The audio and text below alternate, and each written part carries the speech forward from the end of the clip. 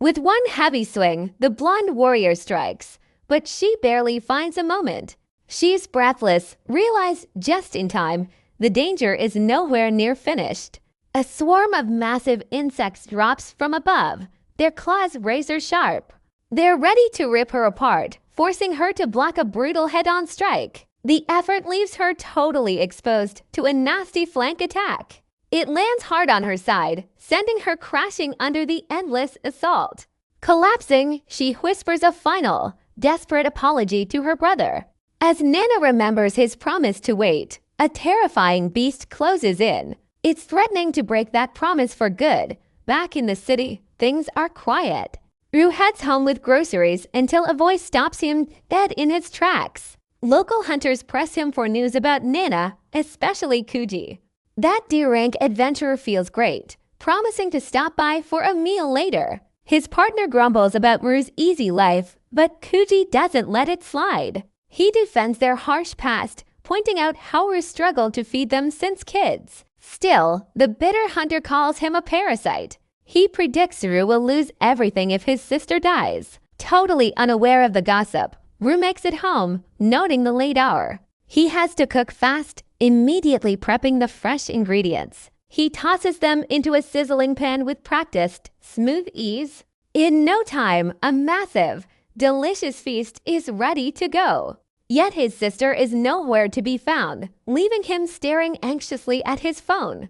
As time ticks by, Rue ends up falling asleep at the table. Suddenly, his phone vibrates with an unknown call. It's the Adventure Association, verifying his identity. They deliver the news his sister is dead, and he leaps up in shock. He accidentally knocks his freshly cooked meal right onto the floor. The cold voice on the line doesn't wait, hanging up abruptly.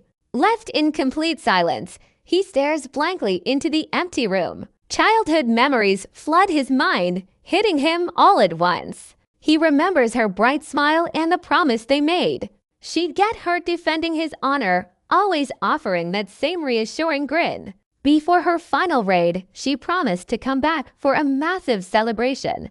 She was so confident that an S-rank dungeon wasn't any real threat. But a massive discrepancy hits him now. Something feels wrong. The association bypassed every standard protocol for an S-rank casualty, wrapping up a complex investigation in just 2 hours. A burning suspicion ignites. Staring at their final photo, he makes his choice. 5 days later, he arrives. He walks into the massive Adventure Association headquarters. He enters the branch head's office. The man assumes he's just here to grieve. But Rue doesn't want sympathy. He demands to register as an adventurer. The seasoned official is left completely speechless. He rubs his temples in frustration, warning the kid that this path means certain death. He insists that Nana would have wanted him to live peacefully instead. But Rue finds a loophole. Family members are allowed to register. The defeated boss has no choice, ordering the registration to proceed. Even with a final, pitying word, Ryu holds his ground, refusing to back down. The branch head sighs in defeat and hands over the registration card. It officially labels him an E-rank adventurer, powerless in their eyes. He stares at the card, his face set with absolute resolve. He recalls the official explaining the details of that chaotic rescue mission.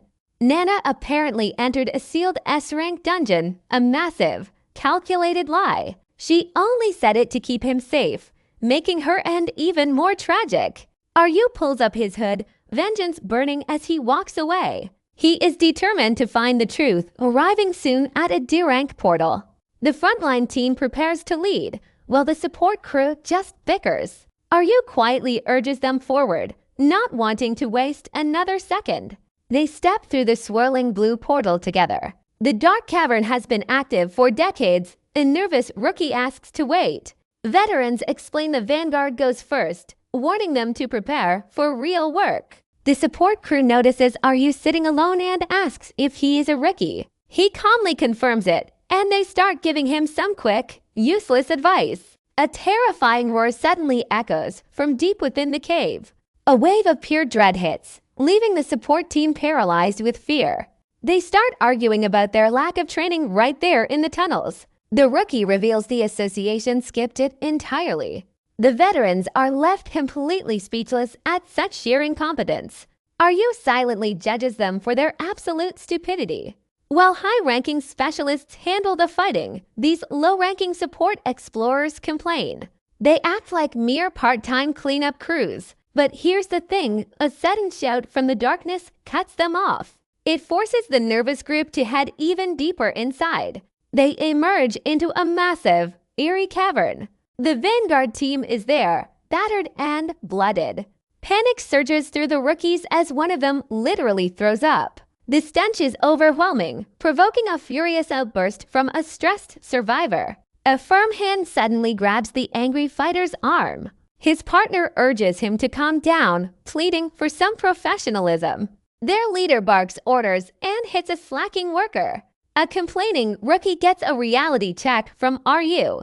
He calmly explains the harsh, unwritten rules of dungeon etiquette. The rookie wonders how a fellow newcomer knows so much. It instantly triggers a bittersweet memory for our boy. He recalls his sister explaining the dangers rookies face. She told him how easily things go wrong on these missions. He remembers a rookie being brutally murdered in cold blood. Combat classes always look down on support, he thinks. A loud shout snaps him back to reality. A veteran worker starts bossing him around, lecturing him on dungeon clearing. They must first defeat the massive guardian, he explains. Its corpse won't disappear until the core itself is shattered. To them, those monster corpses are trash. They can't drag them out. Rare Guardian drops are the only loot worth their time out there. Drops are hit or miss, so the veteran urges them to bolt.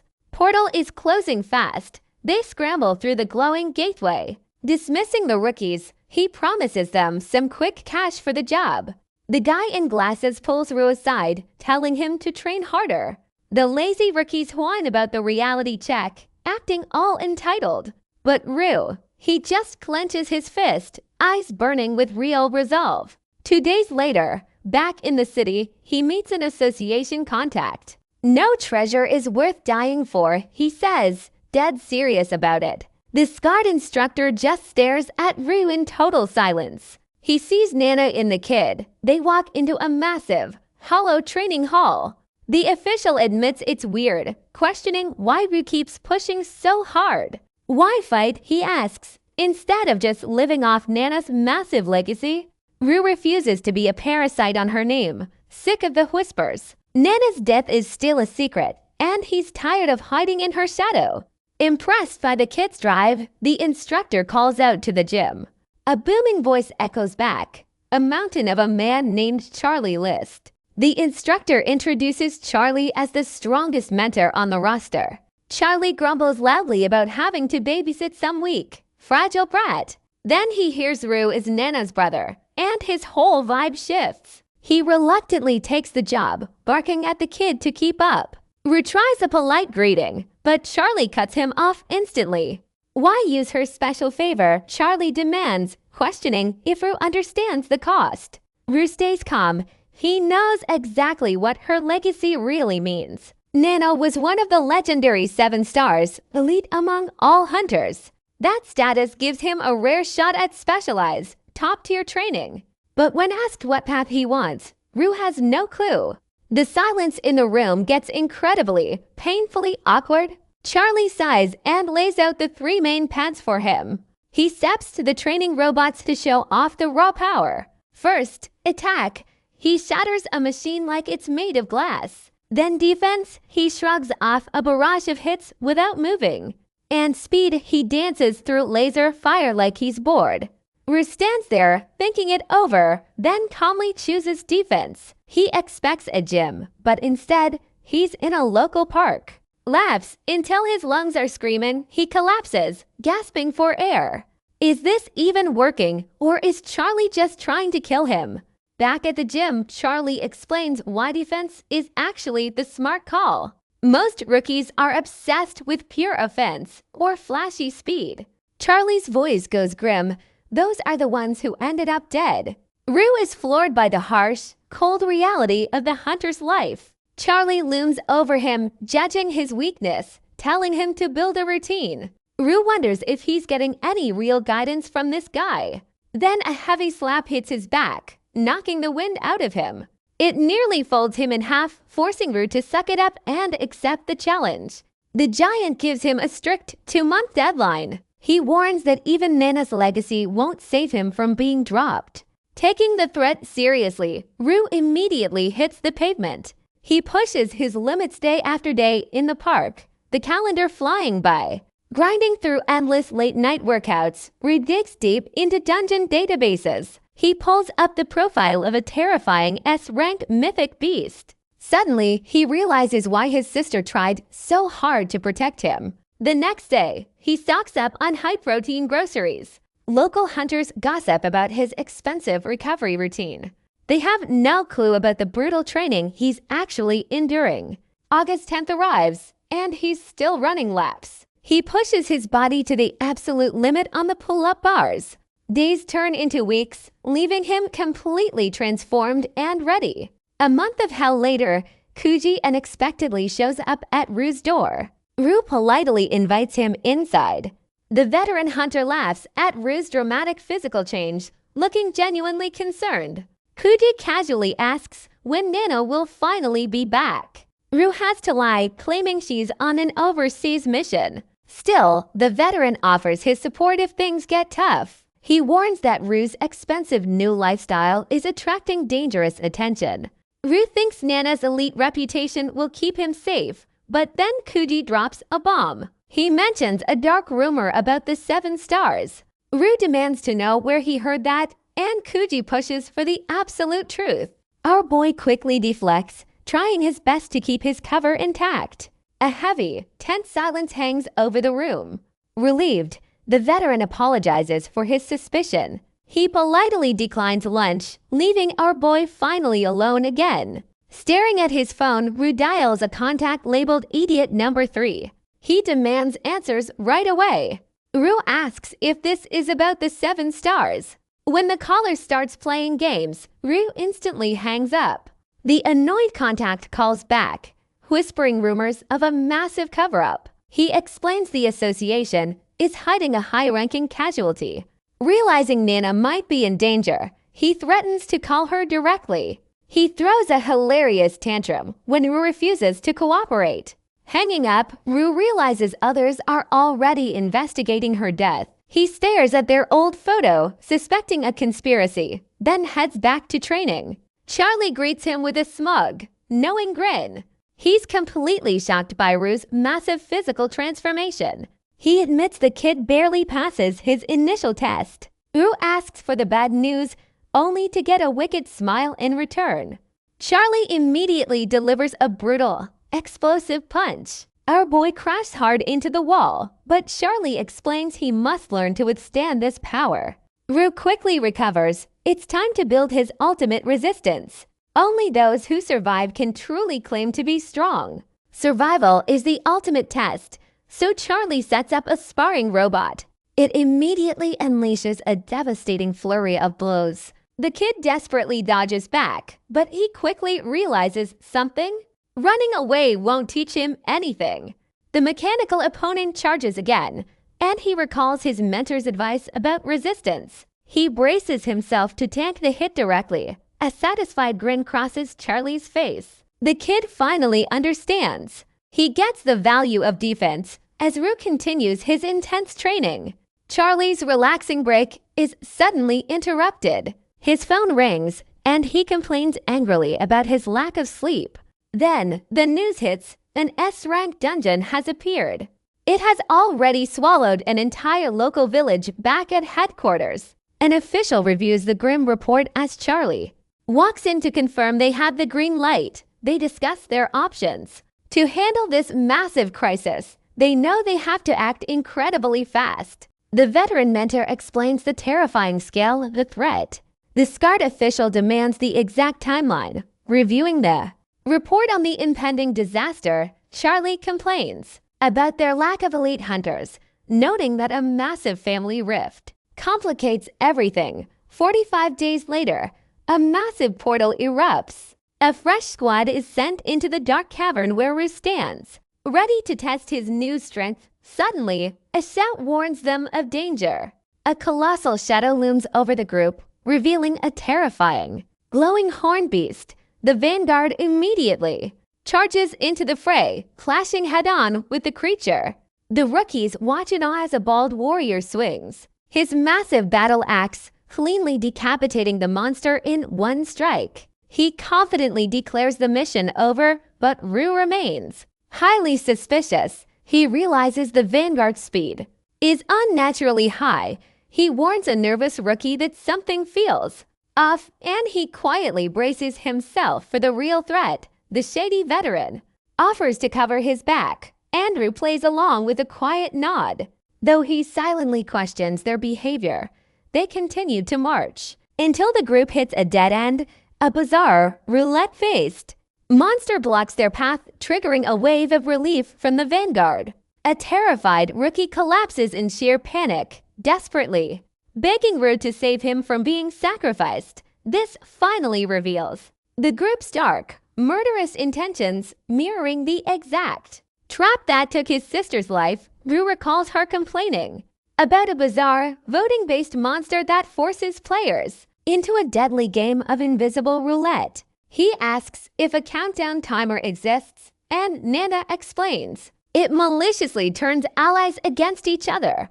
But our boy only cares if the loot is worth it. He asks what happens if you get chosen as the sacrifice, leaving his sister staring silently into her glass with a grim look. She reveals the truth. They have 60 seconds to destroy the beast. Back in the present, the glowing roulette displays the party's profiles. Then, a treacherous hand reaches out to vote for a sacrifice. These corrupt hunters lock in their choices, Rue and the rookie. Immediately, glowing blue beams target the two unfortunate victims. The terrifying card monster reveals its massive, razor-sharp maw.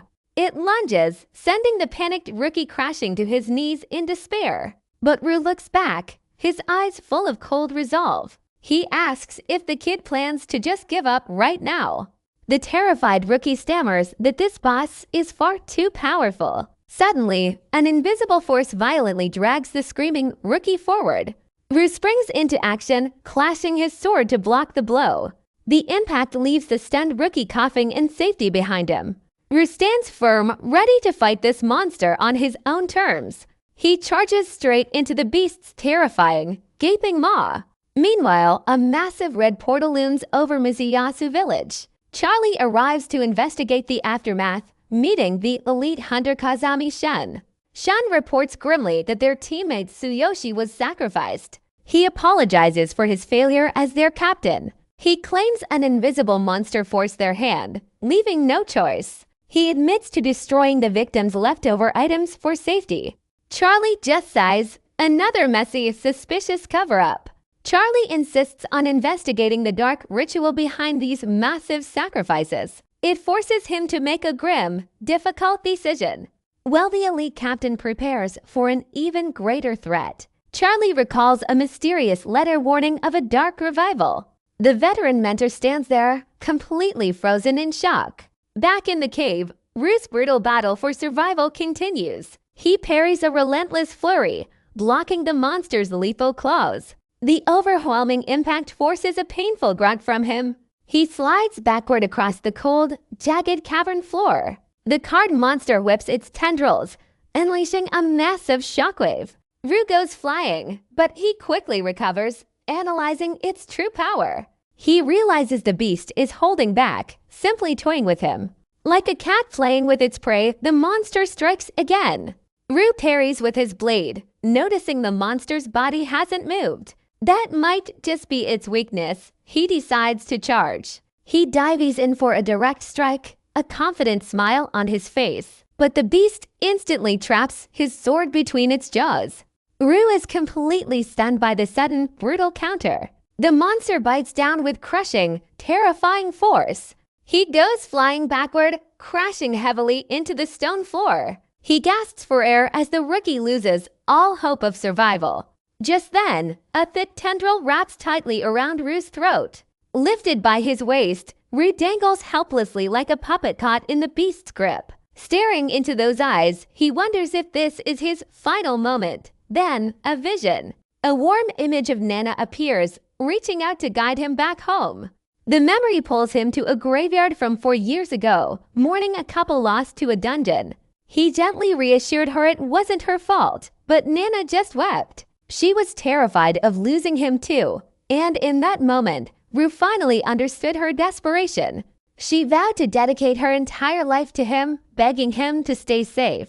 Nana firmly forbade him from ever becoming an adventurer, leaving Rue in silence. He gently patted her head, promising her he would stay safe. He smiled warmly at her back then, because she meant the world to him back in reality. A rookie charges forward with a desperate cry, slamming his sword directly against the massive card monster. Rue watches this reckless assault with growing dread, and just as expected, the terrified kid's weapon shatters into pieces, leaving him completely defenseless. A brutal counterstrike sends the boy crashing violently into the cavern wall. Hanging helplessly, Rue barely clings to consciousness. The monster's massive maw opens wide to finish the job. A brutal bite unleashes a wave of agony, but Rue desperately holds the giant fangs back to survive, swearing no one will control his fate. His eyes glow red with absolute defiance as he bites down hard, enduring the excruciating pain. Still suspended in those terrifying jaws, the sheer pressure forces him to spit blood, yet he somehow finds the strength to break free. Rue grinds his teeth through the immense pain as the card monster suddenly begins to shatter, dissolving into glowing red pixels. Right before his eyes, he wonders if he bit through its core, coughing heavily. He prepares for a double knockout until a glowing green light surrounds his body, and a mysterious blue system screen flickers into view. He stares at it in complete disbelief, realizing he just unlocked a passive auto-heal item. Reaching out to touch the fading holographic display, a system alert reveals a strange new skill called X-Reuse. He stares at the screen in confusion, sighing over his lack of real strength until Kuji calls him to head out for work. They meet up with the veteran hunter near the dungeon portal, where the rest of the squad is prepping. Kuji asks about his injuries while they wait, explaining how hard it is to find reliable teammates. Rue stays focused on his support duties, stepping forward to finally begin the raid. Entering a vibrant mushroom cavern, Kuji looks uneasy, explaining that even low-risk dungeons carry hidden dangers. A cheerful rookie celebrates a lucky find, but Kuji sighs, warning that harvesting these items is a chore. Rue is just glad to gain some experience sifting through debris. Our boy finds nothing but junk until the Vanguard team orders them to clean up, prompting Kuji to move ahead.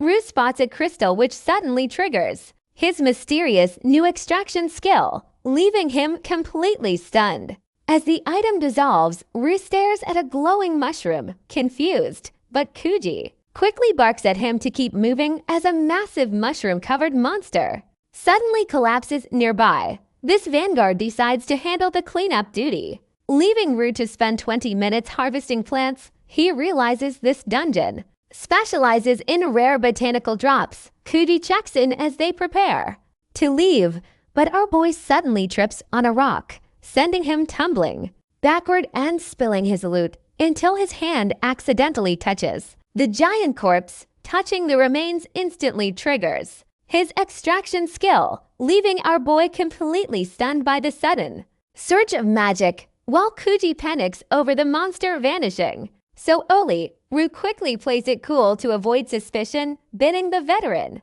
goodbye as they head back home. Back in his apartment that evening, he opens his system screen to check the loot, wondering how his new skill actually processed the body. He realizes it successfully decomposed the monster's remains, meaning he can turn useless junk into valuable items. Rue realizes this new skill could make him completely independent, but keeping such a massive secret is incredibly dangerous. He's left to ponder his next move in silence. He decides staying in the back is his best bet, though sneaking corpse extractions will not always be easy until a brilliant Slightly risky idea suddenly hits him. He's determined to use this power to pay Kuji back. Meanwhile, at a luxurious private medical facility, this bandaged rookie stares blankly out the window, completely shocked by the sudden news from his visitor. This elite hunter questions his injured brother's reckless choices, reluctantly agreeing to respect his dangerous path while reminding him that family should always come first. That prompts the kid to stop him before he leaves, hesitating as he prepares to make a massive confession before boldly declaring his desire to leave the family. Meanwhile, Rue continues his intense daily workout in the park, planning his next move to maximize his extraction skill. He realizes he needs fake identities to safely operate in secret. While aiming to buy an entire dungeon for unlimited resources, Rue realizes selling a dungeon requires a highly trustworthy beer. He's hanging upside down while brainstorming how to find one until a sudden voice interrupts his deep thoughts, catching him completely off guard mid-workout and prompting our boy to drop safely back to earth. This visitor introduces himself as Yasukage, the rookie he previously saved, nervously asking if they can team up for future raids. This unexpected request leaves Rue completely speechless, especially when the kid starts praising his relentless spirit. It forces Rue to question how he even tracked him down. Rue bluntly tells the rookie to go home, admitting they are even but hating overbearing people, warning him to never follow him again. But the kid desperately begs him to wait, shouting that he will not ever give up. Later, Rue asks Kuji about buying dungeons, but the veteran explains their spawn patterns are shifting, disrupting the usual fixed cycles of portal appearances. Kuji suddenly changes the subject, pointing out the persistent stalker.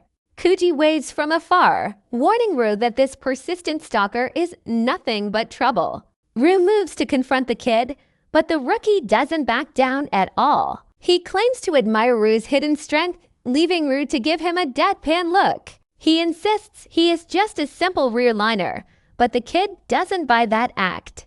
The rookie gets passionate, declaring he wants to be just like him. He admits feeling inferior to his own brother's massive success. Rue pauses as the kid pulls out a photo, a face that leaves him stunned. The rookie proudly shows off a picture of Nana. Rue recalls Nana showing off her 7-star photo, realizing the truth. This rookie is actually Kazami-shun's brother, a shocking link to the elite. Rue wonders how the brothers could be so different, politely rejecting the partnership. Kuji suddenly calls him over for work, forcing Rue to bid the kid farewell. They face a massive crystal octopus monster, and the veteran suggests heading home. Rue gladly accepts with a smile. Watch this, Rue sneaks back to the giant octopus corpse alone. He activates his extraction skill with a gentle touch. The massive beast instantly dissolves into rare loot. He finds a rare physical enhancement skill called Bronze Body. Rue is thrilled about his massive defense upgrade. Suddenly, footsteps echo through the dark cavern as Kuji walks in. Kuji wonders where the corpse went, demanding to know what the kid did. Rue tries to play dumb, but the veteran reveals he was timing the decay. Rue frantically searches for a believable excuse. The veteran hunter approaches with a drawn weapon.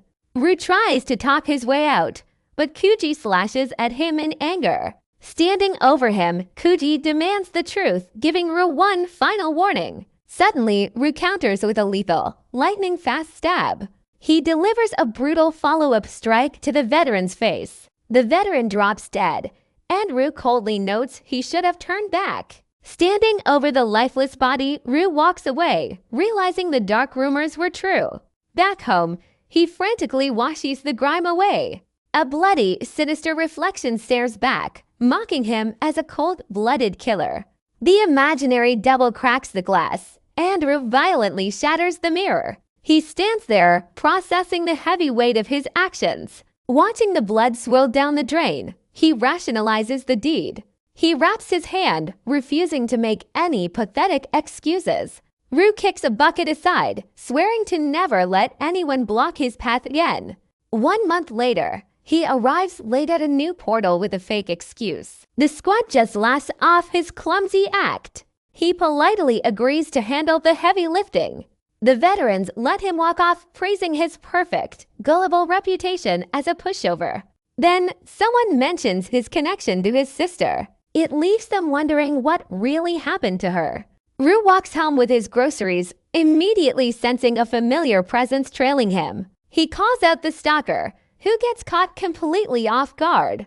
Caught off guard, the kid lets out a high-pitched shriek before Rue lands a swift chop. A painful hit, Rue calls him out. His hiding skills are just pathetic. He drops one final warning, but the persistent kid keeps trailing him anyway.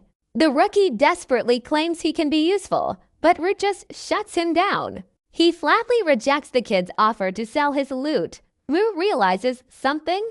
That persistent brat has been tracking his transactions. It sends Rue into a panic. The stalker flips into a defensive frenzy, promising to use his own connections. Without asking any questions, Rue realizes selling solo is a total dead end. Selling alone will just draw unwanted heat. A partnership looks surprisingly practical. But before he can decide, a massive, sudden explosion rocks the entire area. It cuts their talk short. They rush outside to see what the chaos is about. Safe zone or not, they look up to spot two hunters clashing on a nearby roof. The rookie freezes. He instantly recognizes his elite brother in the smoke. A hooded villain floats above the skyline, confronting the elite captain. The villain gloats. He finally caught a massive target today. Shun fires back instantly with a crushing energy blast. The masked intruder barely moves, dodging the attack without breaking a sweat. He playfully suggests a quick chat, but Shun is completely unimpressed. Shun just stares. He couldn't care less about this theatrical display. He coldly declares that none of the villains' talk actually matters to him. Shun summons a massive glowing blue sword. He wants to end this fast. The villain mocks his ruthless reputation, prepping a fiery counterattack. He conjures a glowing orange projectile. Shun launches a midair strike, but the intruder just toys with him. The villain tosses the explosive attack. Shun barely dodges the hit. A massive blast shakes the rooftop, throwing debris everywhere. Shun retaliates with a flying crystal blade, but the smug villain catches it. He barely has time to react before another blade slashes toward his neck. The villain is forced to dodge. Shun stands ready, cold and precise. The intruder gloats about discovering Shun's secret dual blade technique, but the elite captain remains completely unfazed. The villain laughs maniacally, twisted excitement in his eyes. They clash violently above the city, and the duo watches from below. The rookie panics, trying to sprint toward the danger zone. Rue grabs his shoulder, holding the kid back with a hard grip. He warns the kid that rushing in is just pure, unadulterated suicide. Rue insists that staying alive is his only real choice right now. He wonders who this mysterious white-robed challenger actually is. Quietly, Rue pulls out his phone to record the fight. He captures the battle while the rookie just continues to spiral. Rue finally walks away, intent on taking his own action. He brings them straight to his apartment hallway, shutting the door. He dismisses the kid's partnership offer again, leaving the stalker begging. The door slams shut. The rejected rookie is left to sulk in the hall. Inside, Rue boots up his computer to analyze the footage, waiting for the file. He downloads the file, breaking down the elite captain's combat style frame by frame. Rue studies the rooftop fight footage, eyes locked on a bizarre, cat-like crest. It's on the villain's glove. He hits up an informant, desperate for a lead. Minutes drag on. He's pacing, phone gripped tight, waiting for any sign of life. Finally, 30 minutes later, the line buzzes to life. He answers immediately. Tell me what you found. The informant traces that mark to an old explorer. But here is the kicker. The guy's dead. Murdered last August, ambushed right outside a dungeon by some unknown killer. The informant sounds terrified, demanding to know where Bruce saw that glove. Run, he warns. If you see a plunderer, you get out of there. Rue brushes off the fear, pushing for more on the stolen emblem, stepping onto his balcony. He stares out at the skyline, right where that brutal fight went down. Any solid leads, the informant gets smug, playing games, asking for a polite request. Brew doesn't play along. He hits him with a completely flat, deadpan response. The guy sighs, finally spilling the beans about a group called Cruz. Their leader, a total mystery, known only as V. That name hits hard. The red-haired woman nearby flinches, visibly shocked by the mention. The informant is caught off guard. She knows them. Brew remembers Nana mentioning them. Cruz isn't some small fry. They run a complex, international operation. The informant is practically begging him to stay far away from this mess. Brew doesn't care. He wants the truth, forcing the guy to keep talking. Nana's secret is already leaking out. He pulls out a card from a shady source. Daisy Trading Company. That is where the rumors are cooking. Brew demands more intel, making sure to keep his head down and stay safe. He looks at Nana's photos, mapping out his next move, then cuts the call. The informant is left hanging, knowing a massive cover-up is about to explode. Brew stares at Nana's picture, face hard, soul heavy with what he knows. Focus. He hits the gym, dodging a training robot's swift, metallic punch. He slips under a heavy swing, moving with an effortless, fluid grace. But these bots are relentless. They swarm him, catching him off guard for a second. His trainer claps, actually impressed. Those reflexes are way sharper than yesterday. It's wild. He's barely been to the gym, yet he's moving like a veteran. The trainer notes how his bot smashing skills are getting obvious to good. He promises not to pry, but asks the real question. Why are you actually here? Bruce says nothing. The veteran sighs, bringing up Kazami Shen's recent, violent rampage. He invites Bree to sit down. This is serious. Shen nearly leveled the city. Brew is stunned. The elite captain, the strongest of them all, completely lost it. He gets pushed too far, and that's when the control snaps. The trainer explains. He lights up, revealing the white-robed villain is the one who triggered him. Shen is the strongest of the 7 stars, bar none. But he's only at that level because he keeps a dangerous limiter on his power. Brew processes this, the politics, the power dynamics, the insane risk. Why share top secret intel? The veteran reveals his real target is that intruder.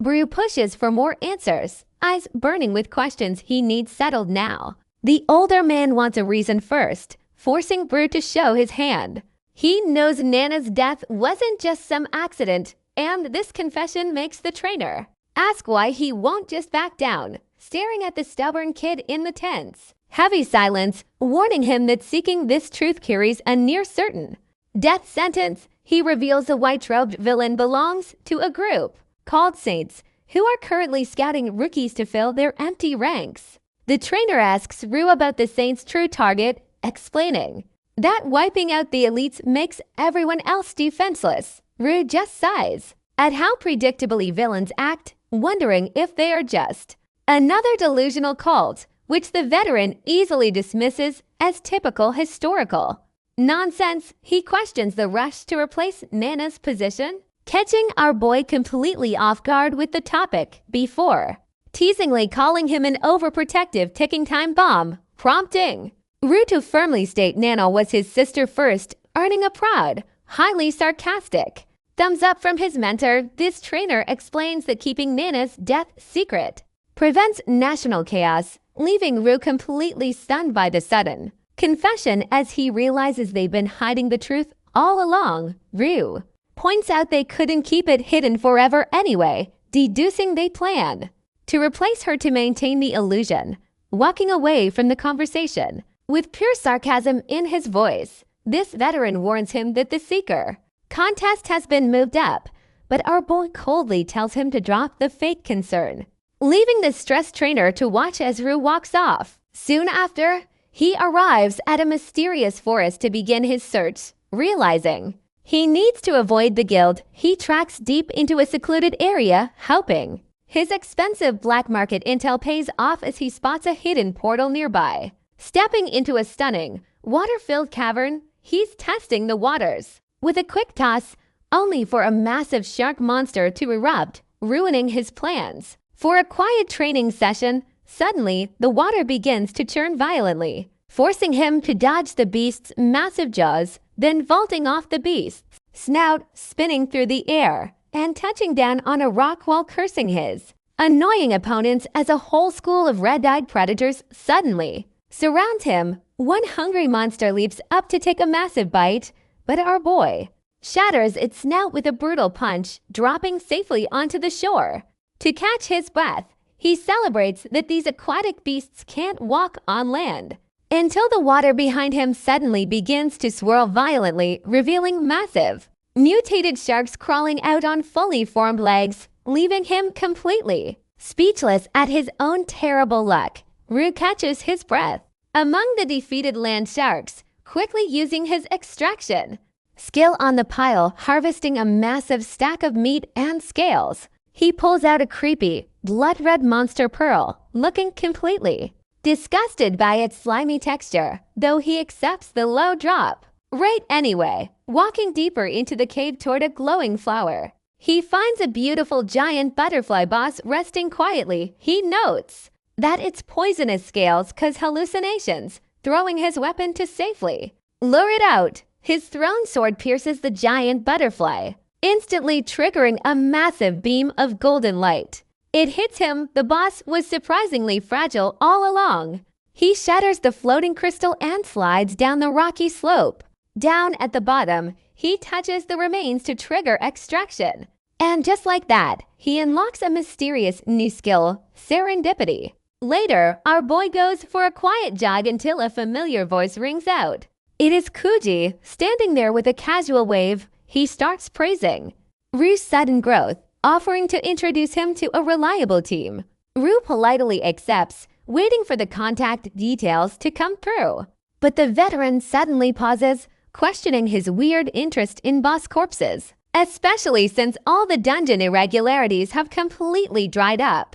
Every private sale, Kuji wants to know if this connects to Nana. He explains that rumors of her misfortune are causing massive chaos. Rue keeps it cool, suggesting they celebrate her return another time. Shrugging it off, Kuji asks where he has been hiding lately. Rue just thinks back to his secret solo training sessions in the dungeon, before the veteran playfully punches his shoulder and walks away, watching him head into the distance. Rue wonders if gaining more power is the only way to save Yako. He gets home and spots a familiar guest waiting outside. He is shocked to find the rookie lingering by his door. The kid casually admits he has been waiting 10 whole days. He practically begs to come inside, but Rue tells him to get lost. The persistent stalker actually celebrates, totally misreading Rue's cold attitude. Finally, our boy addresses that dungeon partnership proposal, and he hits the kid with a blunt, crushing rejection. He explains he needs a real partner, not a follower. Rue offers a 70-30 split under strict secrecy. The rookie eagerly accepts, offering training tips and insisting he just wants to help him level up. Rue shoves him away, hands over his contact card, and ends the meeting. The happy stalker finally takes his leave.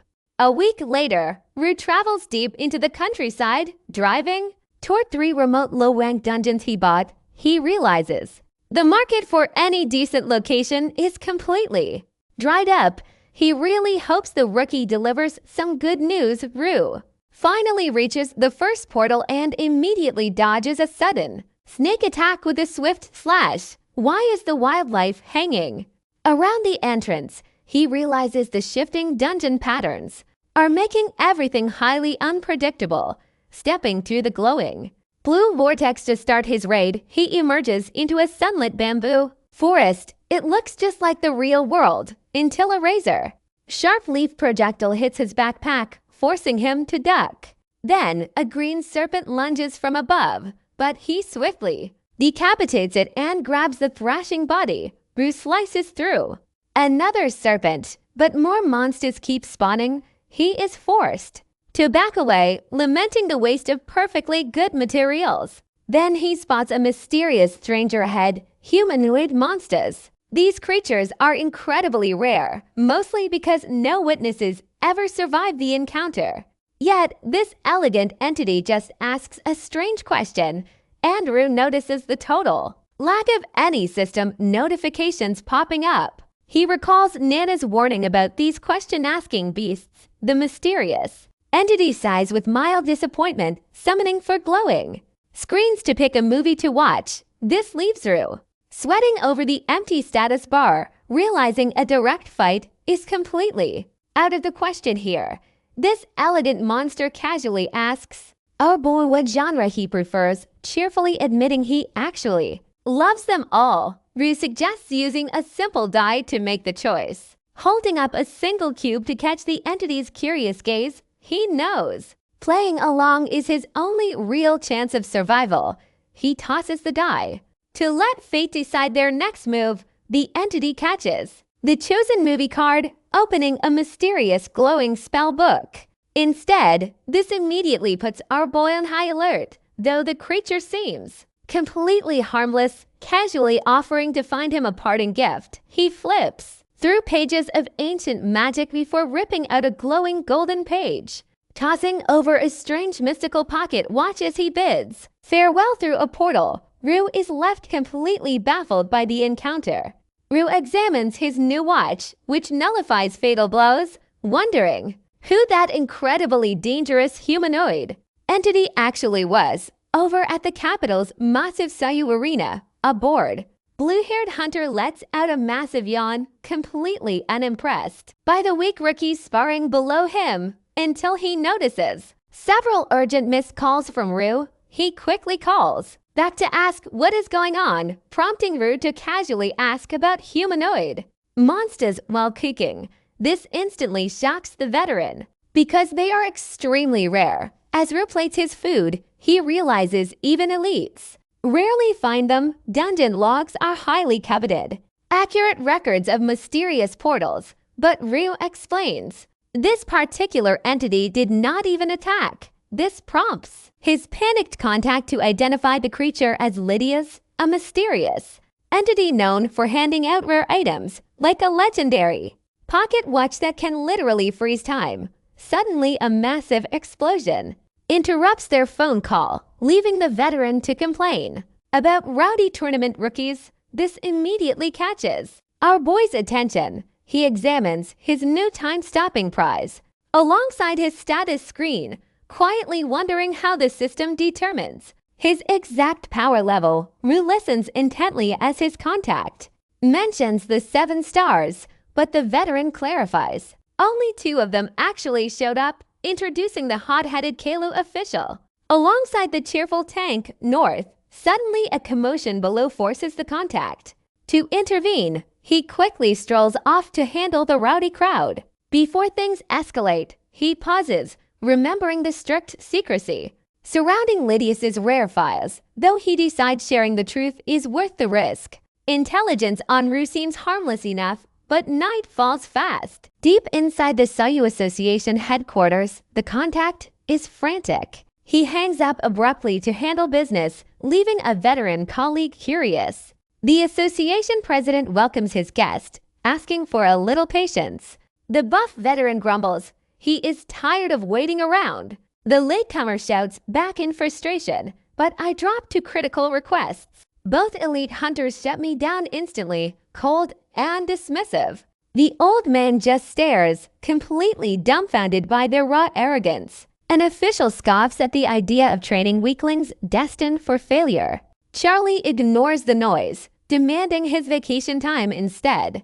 Checking his phone, the president spots a timely update on their mission. The next job is already set in stone, no room for debate. The president delivers a stern, absolute command, but Charlie just scoffs. He walks right out on the meeting, leaving the veteran fuming. That buff hunter complains loudly, questioning if the higher-ups have lost it. He reluctantly agrees to move on, then asks about the leaked Lydia intel. The president just offers a thin smile, demanding results from his muscle. Meanwhile, in a massive, luxurious estate garden, an elite swordsman waits. He looks down at a tired rookie who claims his daily run is training. The trainer is blunt, "Quit now, before you get yourself killed." The rookie explains his weakness comes from a persistent childhood illness. The trainer grows curious, asking if he has ever found a cure. Not a chance, since legendary healers and dungeon raids have yielded nothing.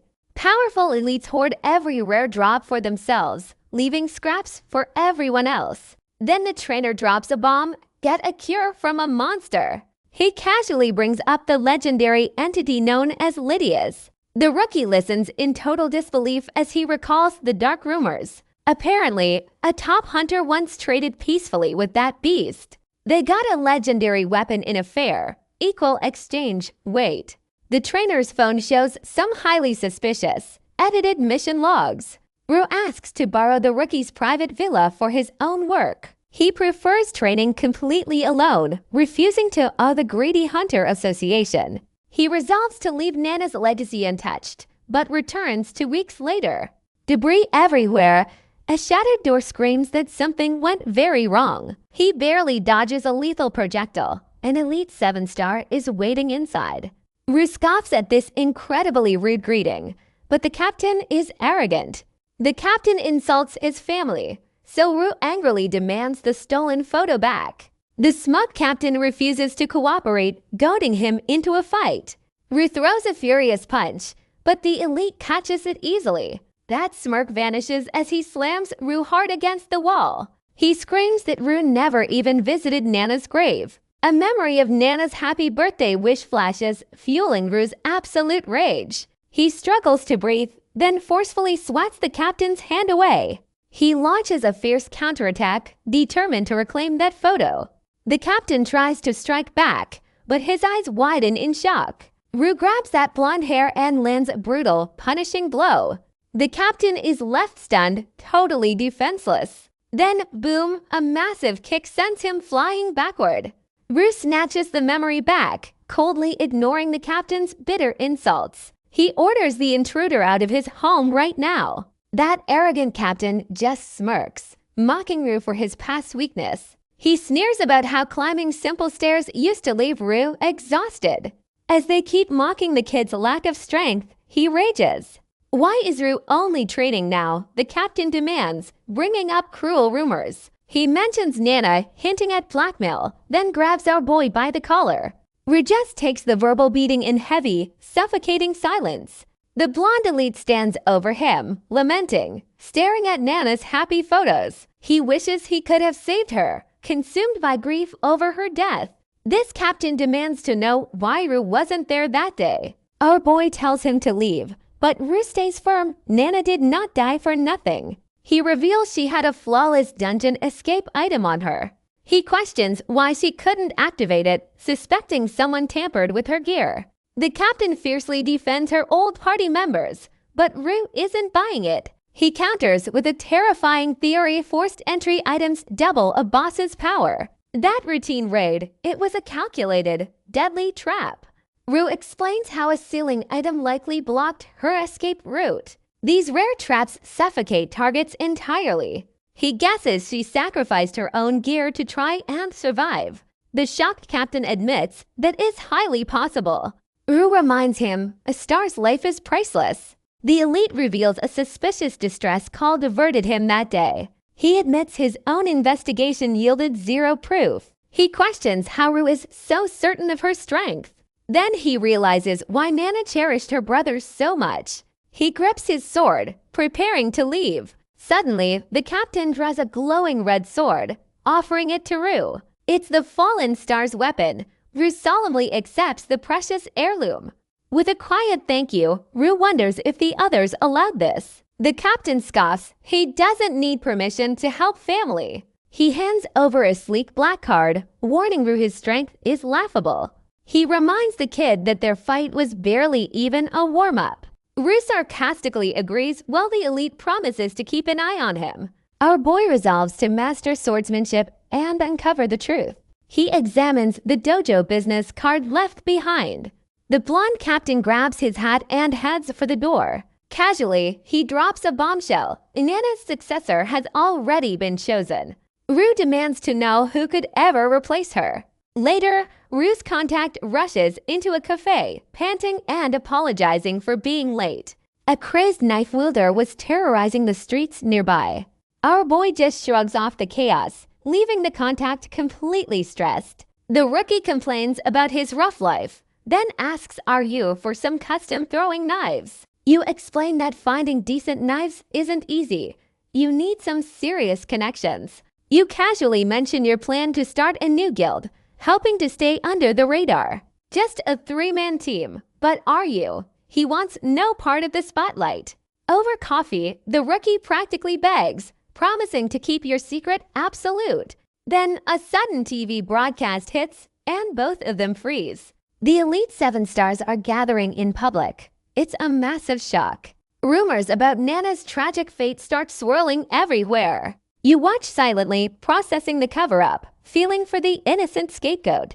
The blonde captain chooses someone to replace your sister, then turns to leave. He announces his return to the capital, challenging RU to get strong enough. A cold warning, weakness only leads to total helplessness. Back at the cafe, you try to cool Rue's anger, but he just pivots. He brings up a training trip, then walks out, leaving his contact sweating. The guy finally gets why those rumors sting so much. Soon, Rue's at the Fua dojo, chugging water after his daily grind. His instructor notices the physique changes. He's clearly improving fast. Was 2 weeks of basic swings just punishment? The master asks. Rue's blunt honesty forces a moment of truth between them.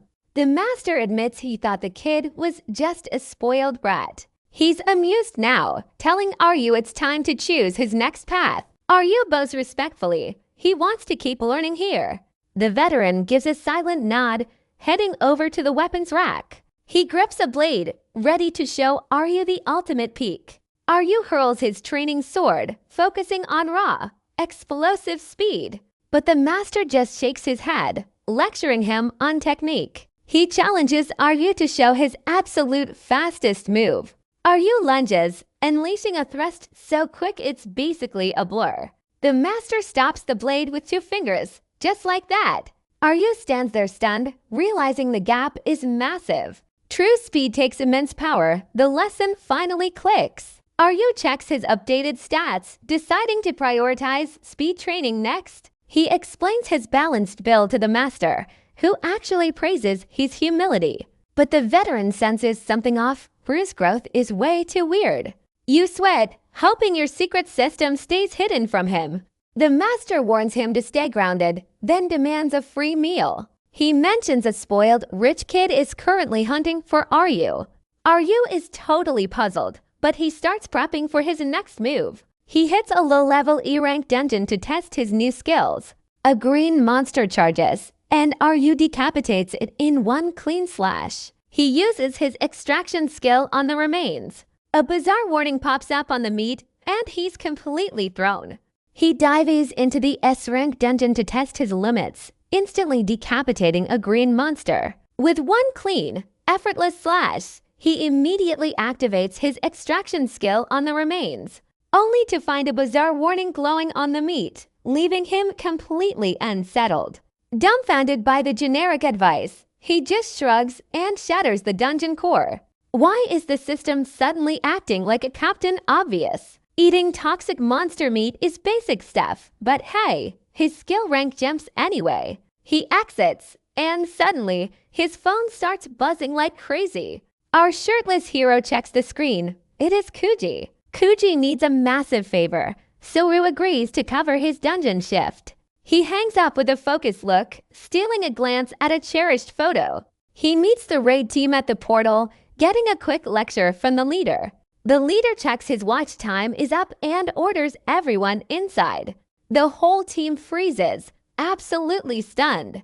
They are staring at a bizarre red sky, a hybrid dungeon, and the panicked leader warns them. Do not mess up. These chaotic hybrids mix multiple environments. It is a nightmare for average explorers, but Rue notices something. Only robotic monsters have spawned, which means the merge is incomplete. The leader quickly barks an order to search for valuable loot, only for a teammate to report back. There is absolutely nothing to harvest. The frustrated crew realizes all the mechanical wreckage is completely empty. Another explorer confirms the larger vessels are hollow, but Rue stays calm. He explains that unfinished dungeons only drop loot from the final boss. Desperate to salvage the raid, they rush toward the inner chamber.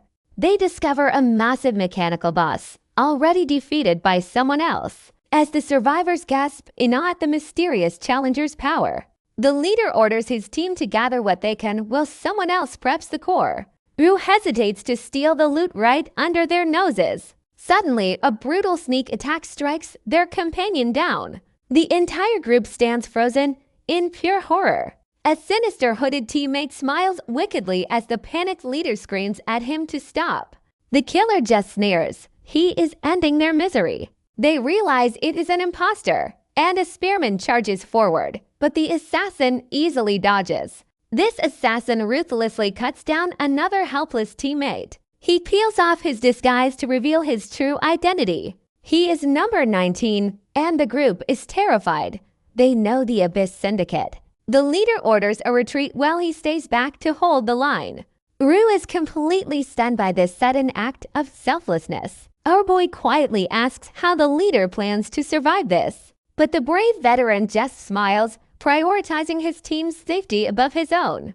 The smug killer mocks their futile attempts at heroism, forcing the leader to rally his remaining crew for a final escape. He charges headfirst into the deadly assassin with a desperate battle cry. The smug assassin sneers with disgust, swiftly raising his blade. He moves to execute the leader, who braces for the end. Suddenly, Rue flashes forward to block the strike. The killer licks his lips in amusement, but Rue stays calm. He tells the survivors to run and hide while the arrogant assassin mockingly offers him a head start.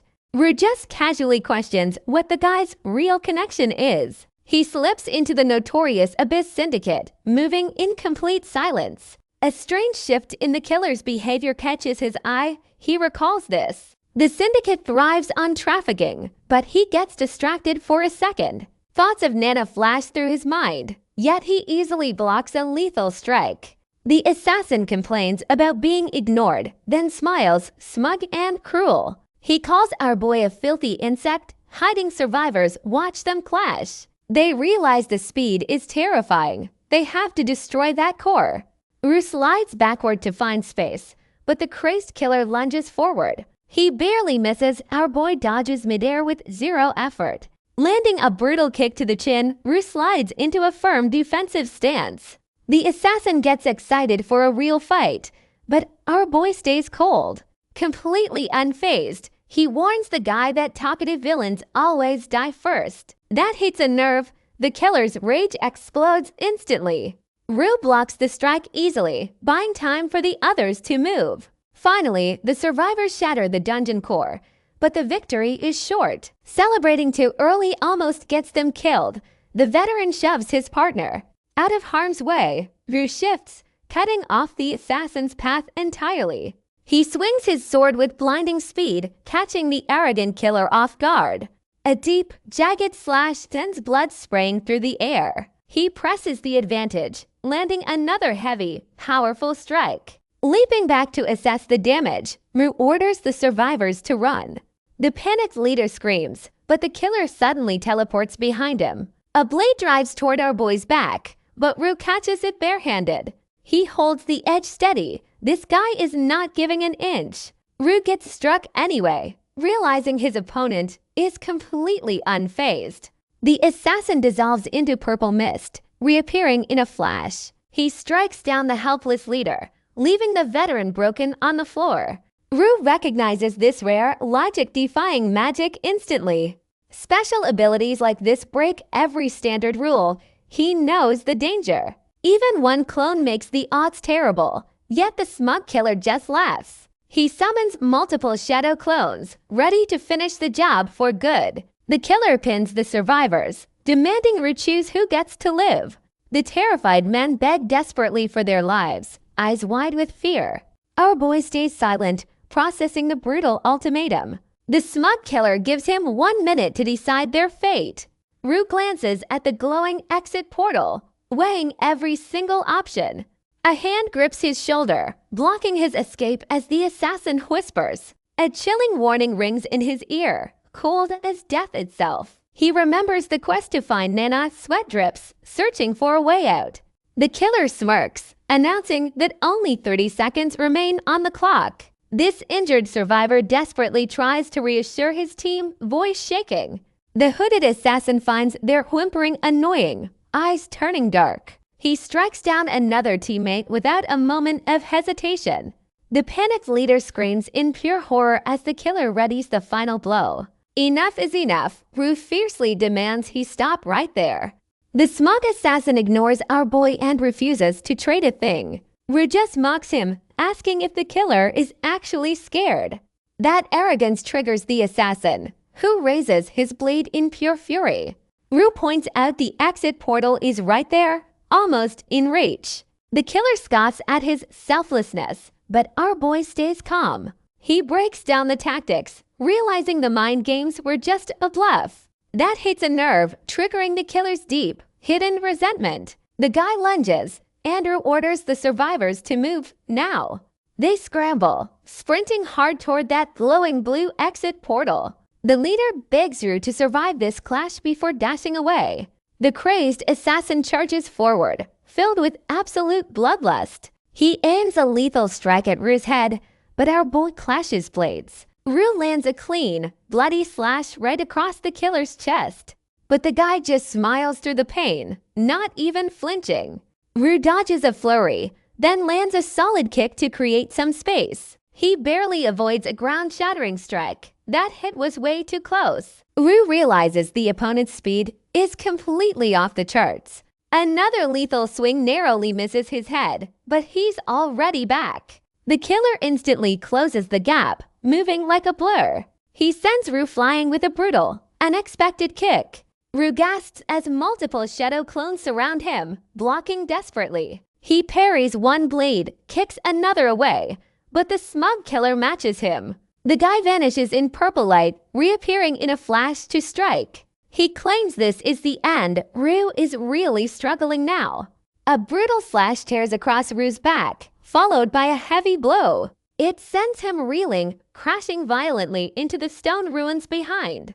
Rue struggles to stand, but his body gives out. He collapses. The laughing clones close in, and the assassin stands over our boy. He promises a harsh punishment, then grabs Rue by the collar. He throws him to the ground, pointing toward that glowing exit. He offers a twisted second chance. If Rue can reach it, he lives. Our boy crawls forward, focused. A warm memory of Nana's smile flashes by. He has to survive.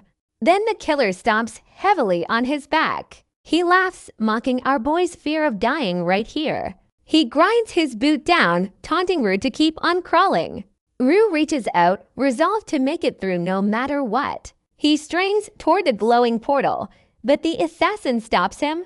Suddenly, the guy turns around in absolute shock at a new presence. A mysterious girl walks up, just wanting to head home. The killer mocks her as another bug, offering to step aside. He tells her to kill Rue first, but she stays completely silent.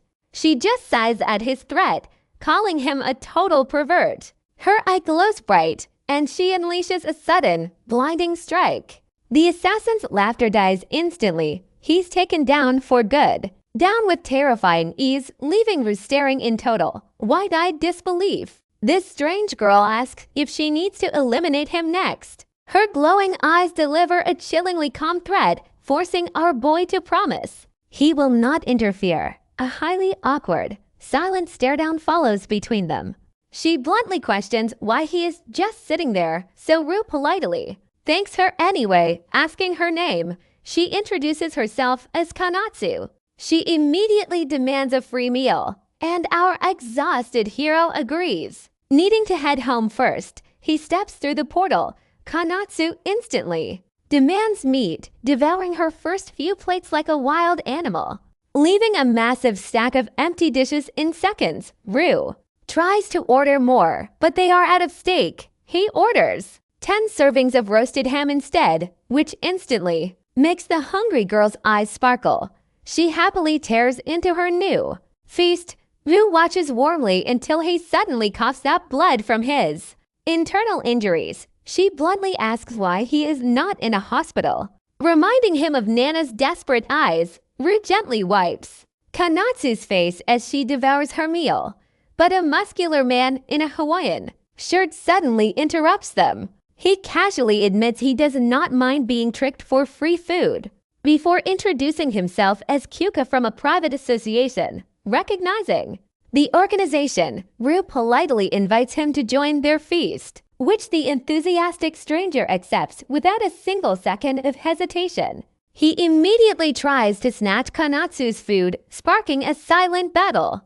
Our boy offers to order even more dishes for them instantly, making both guests' eyes sparkle with pure joy. Rue orders 10 more servings, grateful for his cash, these to Glutton's pat. Their stuffed bellies in absolute satisfaction, the man casually asks our boy's name only to instantly recognize Rue as Nana's famous brother, explaining that his face was once known to everyone. Rue stays silent, while Kanatsu sleepily mutters about going home. As the man scoops her up and offers an invitation, he warns our boy that too much caution breeds isolation. He keeps the offer open as he carries the girl away, leading them to a massive, sunlit industrial facility. The veteran warmly welcomes Rue to their headquarters. Rue quietly stares at a photo of his sister while a pink-haired girl excitedly screams for meat. As Kyuka arrives carrying a bag of food, she eagerly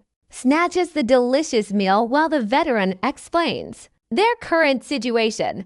She drools over the freshly roasted chicken, learning that Rue generously paid for everything. She wonders if they have met before, suddenly closing the distance with terrifying speed, claiming she actually knew his late sister.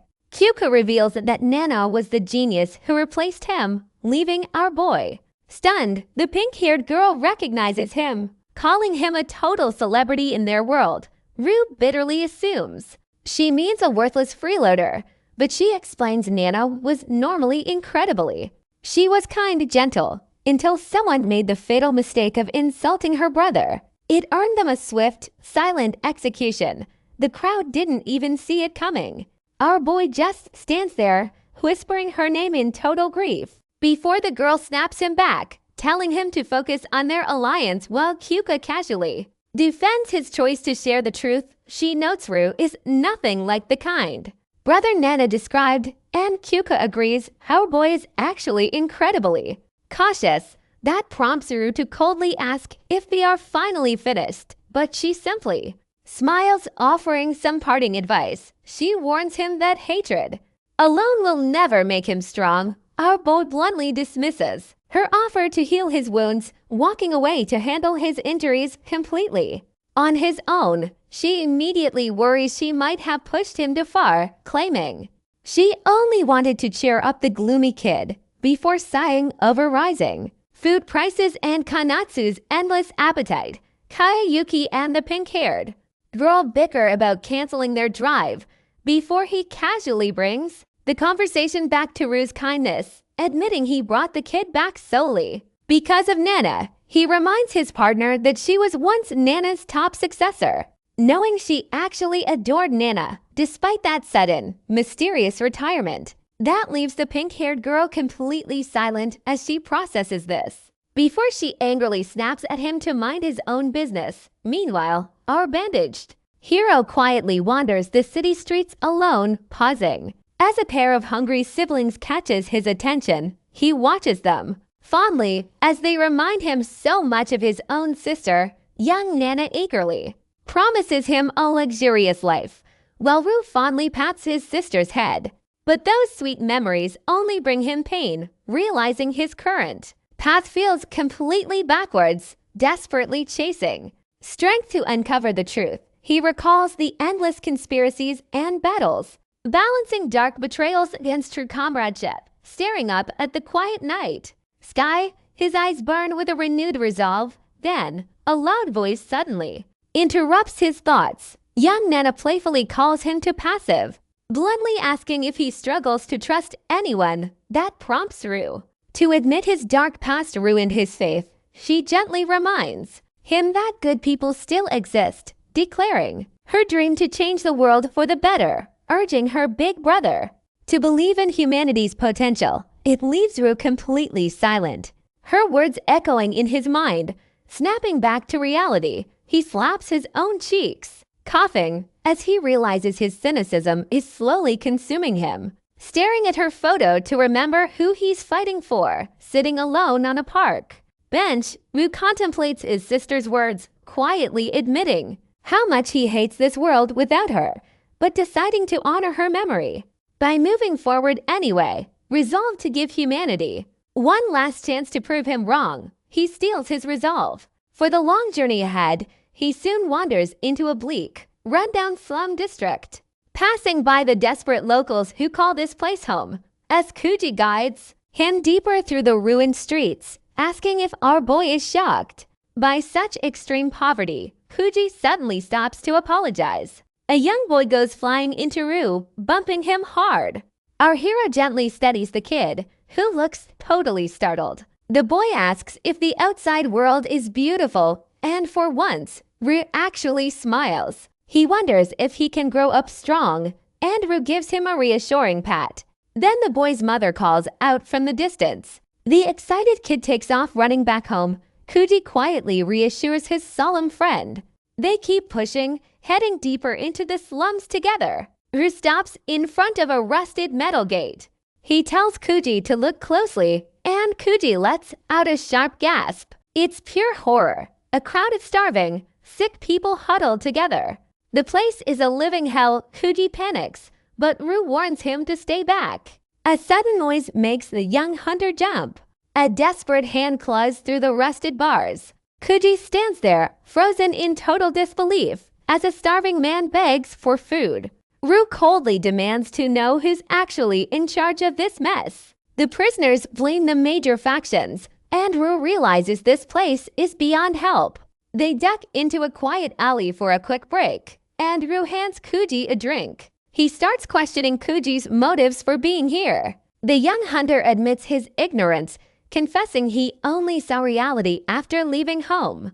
Rue explains Nana's connection to these ruined streets. Our hero bluntly points out his friend's extreme naivety. He breaks down the harsh reality of their divided world.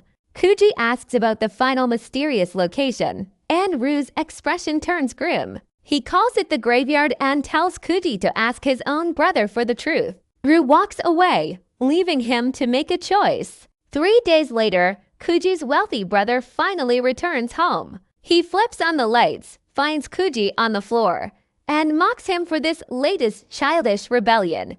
The older sibling remains completely unimpressed. He opens his closet and coldly demands to know what Kuji wants. Kuji asks why those people are locked in that living hell. The brother shows off a back covered in deep battle scars, leaving Kuji stunned. He labels them opportunists who profited from the chaos. He asks if his little brother thinks this punishment is cruel. Then he drops the massive death toll of their crimes, leaving Kuji struggling to process it. He reveals that the slum residents actually hate them more than anyone. A flashback shows the desperate criminals being locked in their cages. An angry mob gathers, demanding their immediate execution. They're screaming for blood while the authorities watch in silence. A curious child asks why they're caged, and her mother calls them absolute trash. Now we flash back 30 years to the first dungeon descent. Portals opened, unleashing pure, unbridled chaos everywhere. Helpless citizens beg desperately for their lives. Survivors lost their minds in the panic, forcing even small children to fight for survival. Now Rue stands alone amidst the blood and burning ruins of a D-rank dungeon. He calmly observes what a real battlefield looks like, and finally, Rue learns. This dungeon mirrors a chaotic past, leading him right onto a scorched, ruined battlefield. After the fall, humans here have mutated into nothing more than mindless beasts. A crazed monster lunges, but he dodges the clumsy, slow-motion strike with ease.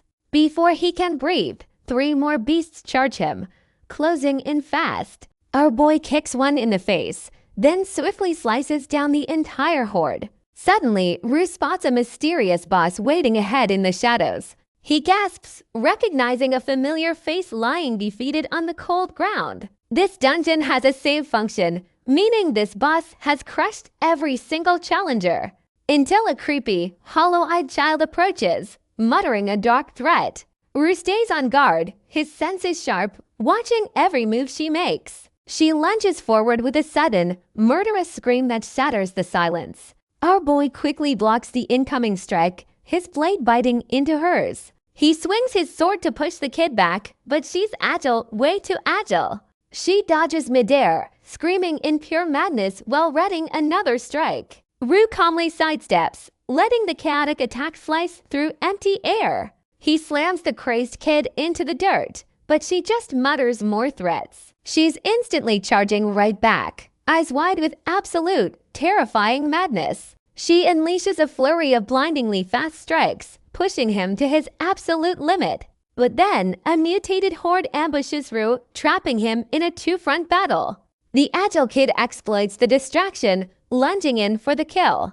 A clean slash tears across our boy's chest, forcing him to swing wide. He tries to gain some distance, but his opponent easily leaps over the counterattack. Ru lands a swift, decisive slash midair, catching her off guard. She crashed down in an explosion of dust, yet our hero groans in pain. That wound is coated in deadly poison.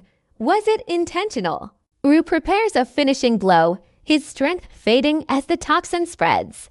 But the crying child suddenly begs for mercy, catching him completely off guard. He hesitates, watching her desperately plead for her miserable life. Then her face twists, a sinister smirk spreading across those young lips. This creepy boss faked the whole plea, just waiting for the perfect opening.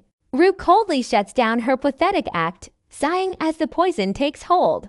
As the toxin works through his veins, he quickly loots her body for rare items. He's left baffled by the strange drops, unsure of what he's even found. He approaches the second defeated boss with caution, checking the other corpse. From the body, he loots a highly coveted skill book, his eyes widening.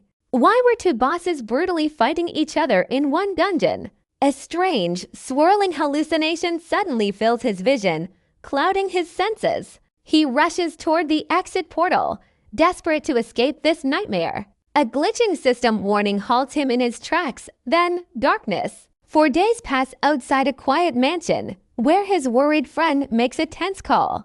She opens the bedroom door to check on him, her face beaming with relief. Ru gradually sits up, still feeling completely exhausted and drained. He realizes he's in his friend's house, and she explains how she found him collapsed. Ru thanks her, learning he's been out for 4 days straight. Kuji asks how he ever got hit with something so lethal. Poison tries to pivot, playing it cool so he doesn't seem too nosy. But then he asks. He's pressing about the new guild, wondering out loud why Kuji is even helping. He questions if it's all because of his unique power, and the young hunter just freezes. Completely stunned, Kuji gets quiet, then admits he already knows what's going on. He confesses he's tired of living in his brother's shadow, fed up with the weight of it. Admitting he was fine being a parasite before, but meeting Ru changed that perspective. Inspired to stand on his own, Kuji admits he followed Ru just to get stronger. Ru bluntly calls him an idiot for that, though he quickly praises his friend's rare honesty. He tells him to never underestimate his own potential, leaving the guild's future in his hands. Ru casually reveals he was soloing a dangerous dungeon on his own. That confession alone instantly earns him his friend's absolute, unwavering respect. A sudden phone call cuts the moment short, killing the mood instantly. Kuji bolts to grab medicine, leaving Ru to promise Nana he'll make it all work. Back alone, Ru starts checking out the loot he pulled from that dungeon. He opens a mysterious, unsent letter, reading about a child's innocent daily struggles. It was written right before the tragedy, a heavy, painful reminder. Now he finally gets it, why the boss fought so desperately to survive. Next, he inspects the terror of resentment, contemplating the raw power of pure hatred. He knows the side effects are nasty, but this kind of power could still be useful. Then another item catches his eye, a broken summon ability that changes everything. Ru stares at the text, realizing this summon ability is incredibly versatile. He's wondering if the power really has no limits, and then it hits him.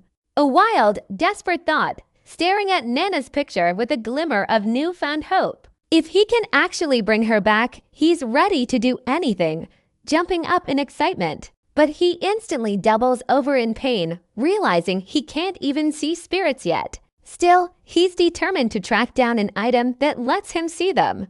Contemplating selling his rare skill book, Ru weighs the risks of letting it go. He stares intently at the cover, debating if he should really trade it away. Then he makes his choice. He's just going to use the power himself. The tome bursts into brilliant golden light, and the system confirms his new skill.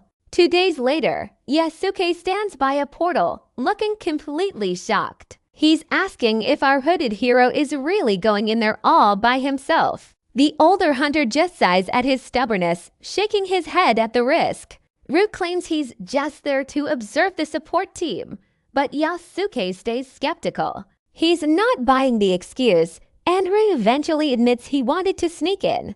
Yasuke reluctantly accepts the explanation, pointing toward a rare, unmonitored D-rank portal. He tells him to join a major guild instead, but Ru insists this setup is plenty. He checks his watch as the veteran gets ready to head out. Yasuke casually asks when Nana is coming back, and that hits hard. Ru hides his grief behind a quiet, practiced lie. They wave goodbye and finally go their separate ways. Now, our lone hero gears up, ready to step inside. Ru steeling his resolve to bring his sister back. He won't fail her. He steps directly into the glowing blue portal, bracing for whatever's next. But on the other side, a chaotic horde and a burning city raining down fire. Shadows wrap around him, leaving Ru questioning this dungeon's weird monster variety. A single careless step, and suddenly the nearby beasts are alerted. The whole mob charges at once, but Ru easily holds his ground. He sends one skeleton flying back with a lightning-fast kick. More monsters drop from above, launching a desperate ambush from the shadows. Ru clears the horde with a slash, but a red demon lands a heavy hit. Pain flares through him a sharp gasp as he rolls away. He dodges the next strike, immediately retaliating with a quick stab. Pushing through flames, he slices another target, but a skeleton lunges. A screeching monster attacks, forcing him to leap back from the assault. Another red demon charges right into his path, blocking his way. Ru jumps high, dodging the blade and landing a brutal kick. His boot hits a skeleton's helmet, then he spins to wipe them out. Panting from the intense heat, he knows this isn't a D-rank zone. The battle ends, and he takes a moment to catch his breath. He quickly loots the fallen beast, gotta grab the good stuff. Then a strange system notification about clear rewards stops him cold. He realizes this might mean he can run this dungeon repeatedly. Casual, rhythmic, he slices another demon while pondering that wild thought. Usually, dungeons close forever after one run, but this changes everything. It suggests the fundamental rules of their world are shifting fast. He takes 2 steps forward, questioning this bizarre, glitchy dungeon update. Walking through the burning streets, he suddenly pauses, a strange noise. He spots a group of demons ganging up on something small. A tiny, multi-tailed fox, completely cornered by the monsters. Ru watches them fight, analyzing this unusual, chaotic infighting. Monsters attacking each other is great news for humanity, right? Still, the little creature whimpers, and it tugs at his gut. A massive demon prepares to strike. The terrified fox desperately flees. It scrambles over to Ru, looking up at him, begging for help. But then, a whole pack of monsters charges right toward them. The clingy beast latches onto his leg, refusing to let go.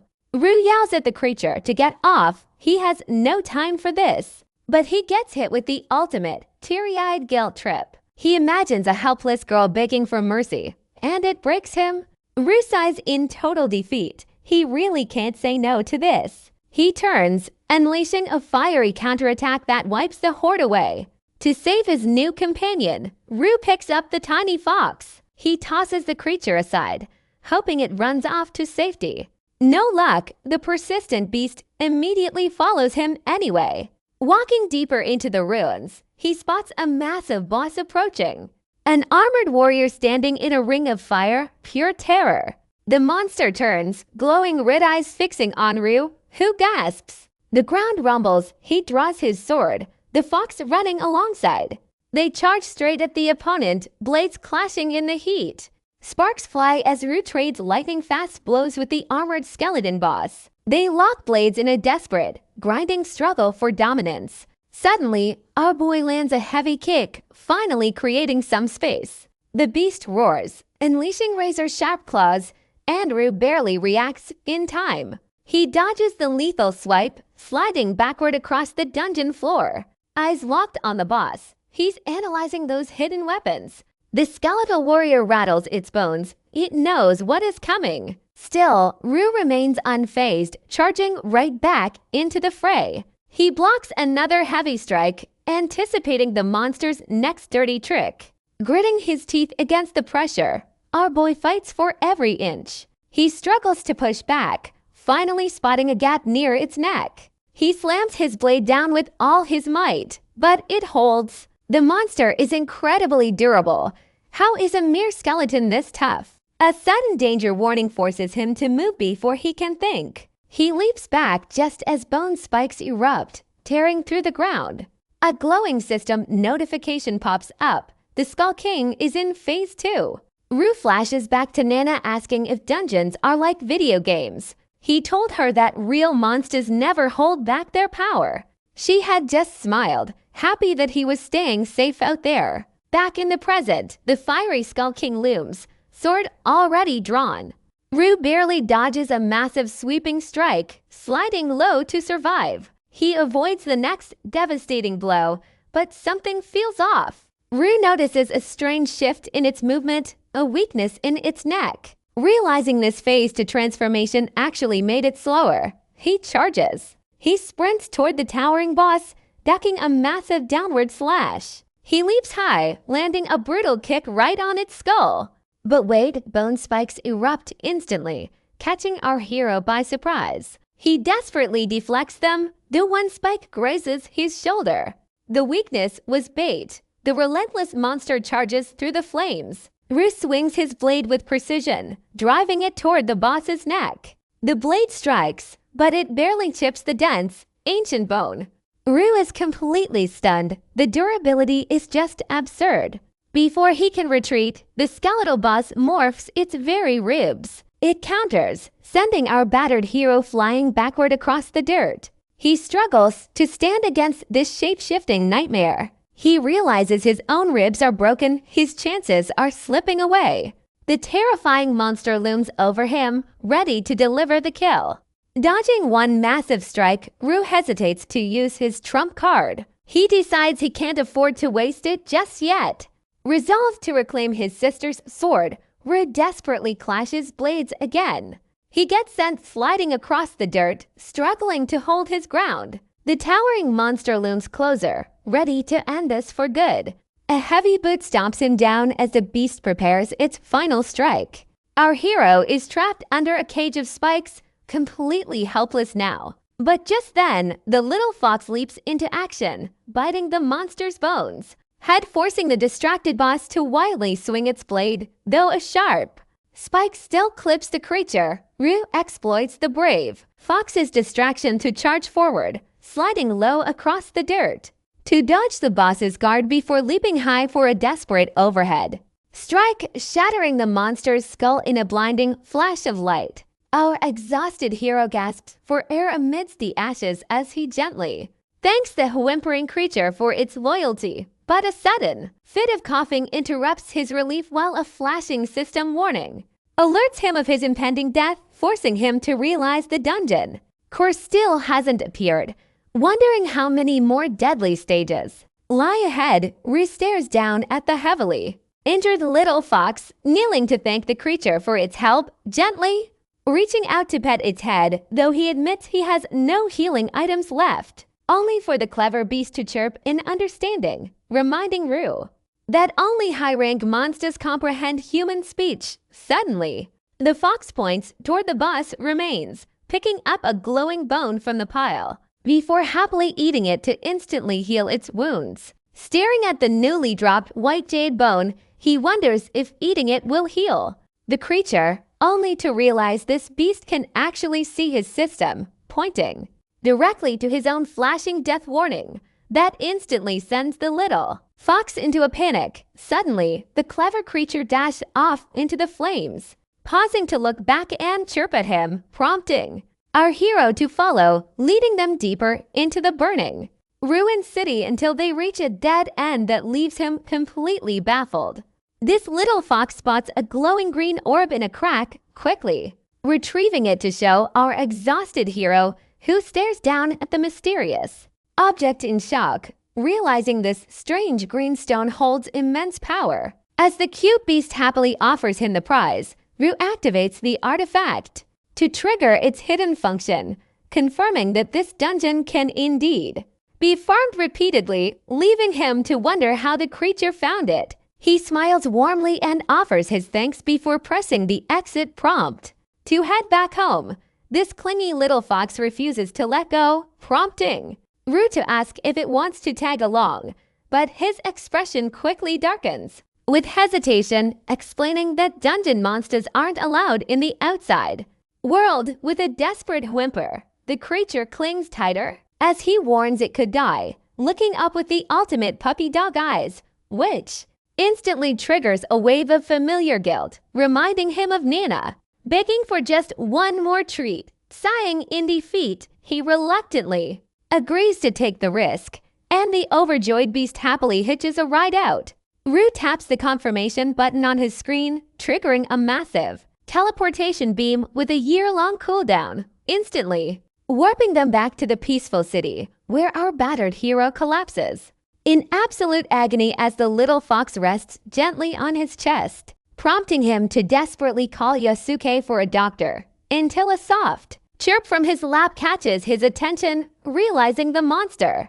He actually made it through the transition, looking up with pure, innocent relief. His phone slips away as he passes out. Sunlight streams over the clinic. Kuji sits there, just waiting by his friend's bedside in the quiet room. Rue slowly pries his heavy eyes open, quickly whispering for that little fox to hide. Kuji just beams, celebrating the sudden wake-up call, completely missing the tension. Rue realizes his friend can't see the beast. He mutters that he's feeling hungry. Kuji jumps right on it, heading out to grab some food for him.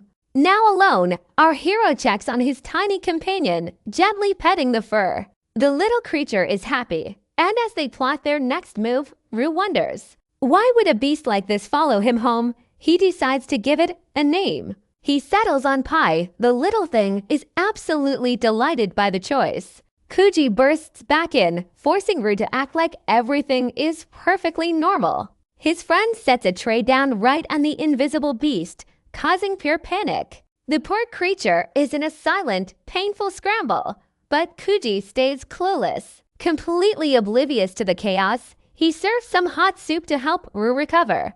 Kuji questions why our boy keeps soloing these dangerous dungeons anyway. Then he warns him some suspicious people are sniffing around their guild. Rue wonders why they are already snooping. Kuji has an idea: recruit support hunters. He explains his grand vision to open local shops, setting up physical storefronts, a whole headquarters. It completely catches our resting hero off guard.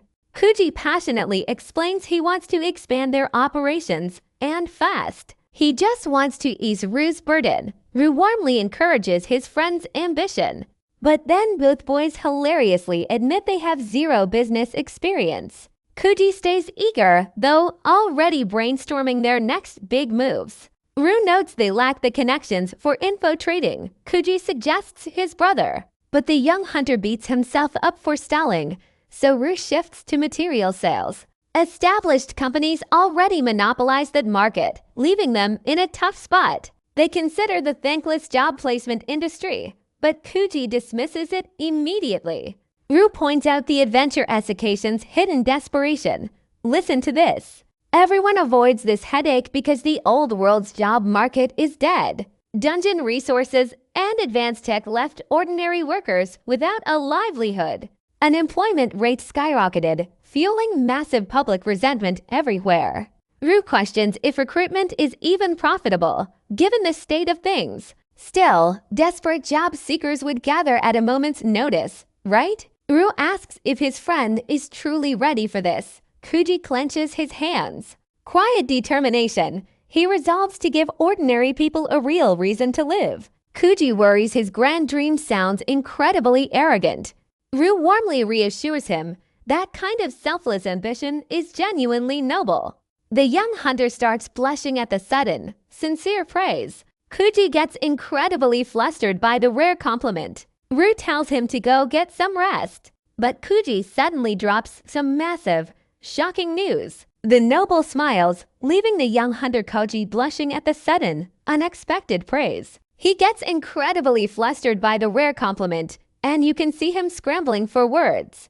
Rue tells him to go rest, but Koji suddenly drops some massive, shocking news. Yesterday, the 7 Stars base got hit by 3 mysterious figures in black robes. They leveled the place, and only Fischl was there to stop total annihilation. Rumors are already swirling, linking these attackers to some messy past conflicts. Rue immediately suspects the notorious Saints are behind this entire mess. He learns Fischl was severely injured during the raid, leaving him on edge.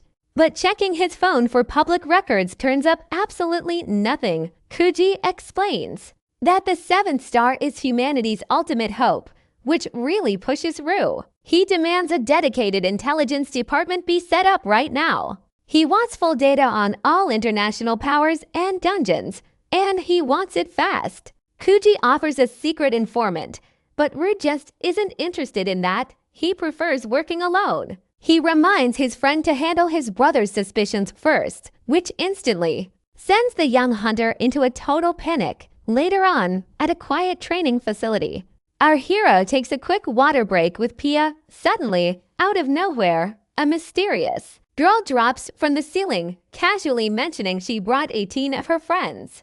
Rue doesn't hesitate. He just dangles the red-haired intruder right out the window. She scrambles back inside, laughing it off like it's just another Tuesday. She immediately clings to his arm to tease him, pressing close while she's at it. Pia just watches this whole awkward display, letting out a dramatic sigh. She laments how much his personality has shifted, calling him absolute scum for being so cold. That just makes him drag her back toward the window, forcing a quick change in attitude. She finally gets down to business, explaining that Yasukage is totally swamped with work. Rue is skeptical. He doubts the association is really in that much chaos. The red-haired broker winks, keeping their meeting under wraps and teasing Rue about finally letting her into his home, then demands his rare skill book as payment. Our boy counters by offering valuable intel on a dungeon instead, specifically a portal that can be farmed repeatedly,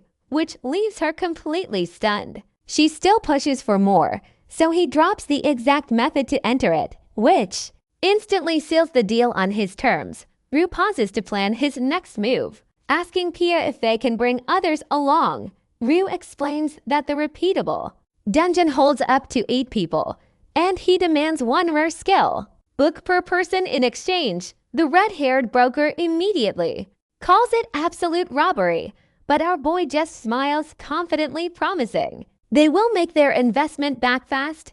10 days later, the crew gathers at the portal. The broker remains highly skeptical of how it looks, which prompts Rue to casually invite her inside to see for herself before he boldly steps through the glowing blue gateway, leaving her team wondering if this is actually real. She rallies her squad to charge in. Right behind him, this red-haired broker smiles, insisting on entering the portal first, leading her squad straight into the burning, monster-infested ruins. She quickly organizes her shocked team to conserve stamina, pausing to thank Rue for this incredibly fair trade. He urges her to join the fight, carefully hiding his own injuries. She playfully teases him again before heading out, promising to treat him to a nice meal later. Rue watches her charge into battle. With real speed, quietly admitting to Pia that he still prefers working alone. Knowing his secret monster summoning skills have to stay hidden, Rue worries Pia might trigger a crisis, gently setting the little fox down at home. He hopes the creature will actually stay put, waving goodbye before heading out. But that stubborn beast immediately follows him anyway, prompting Rue to suggest watching TV instead, only for Pia to aggressively bite his leg. Sighing in defeat, he picks up his companion, warning that other dungeon. Monsters could still spot him, but the crying fox easily guilt-trips him again. Rue makes Pia promise to flee if things get dangerous before crushing a skeleton skull under his boot, planning to slip away at the first chance. As they both dash deeper into the burning dungeon, he quickly loots a fallen demon for resources while the other hunters struggle against the chaotic horde, suddenly pausing as a strange noise catches his attention, spotting a massive armored demon looming over the squad.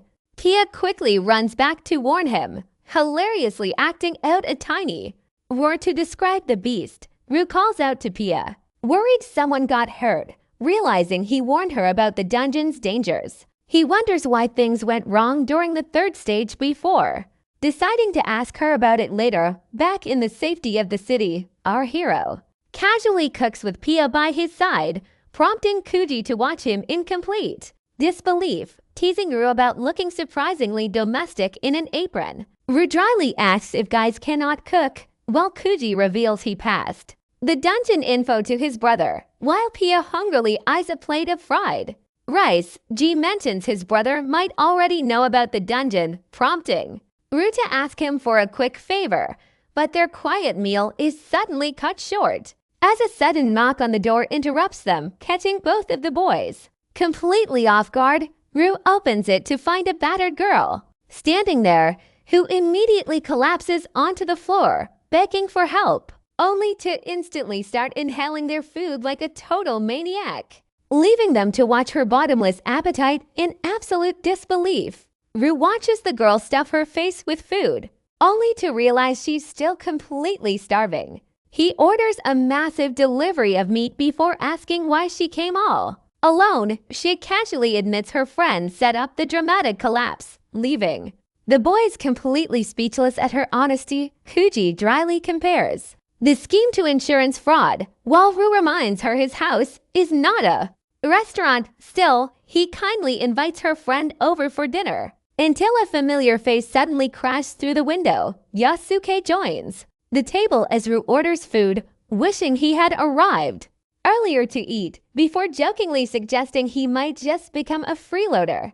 Rue suggests paying off their debts through dungeon raids, but his brother doubts they have that kind of power, explaining how a rogue member recently destroyed several trucks, leaving them with billions in damages they cannot pay, especially since they lack a proper support team, meaning they are currently too broke to buy food, until our generous hero happily treats them to dinner. Kuji is shocked this newcomer is buddies. You and I didn't see that coming. Yasuke's really making himself at home. His brother just stares, flat out refusing to believe he actually has real friends. This loud-mouthed leader claims they have been fighting side by side for 5 years. Rue asks about their squad size, but our hero insists they eat before talking shop. The starving guests waste no time, immediately inhaling that massive feast. Sometime later, Kuji decides to head home for the night.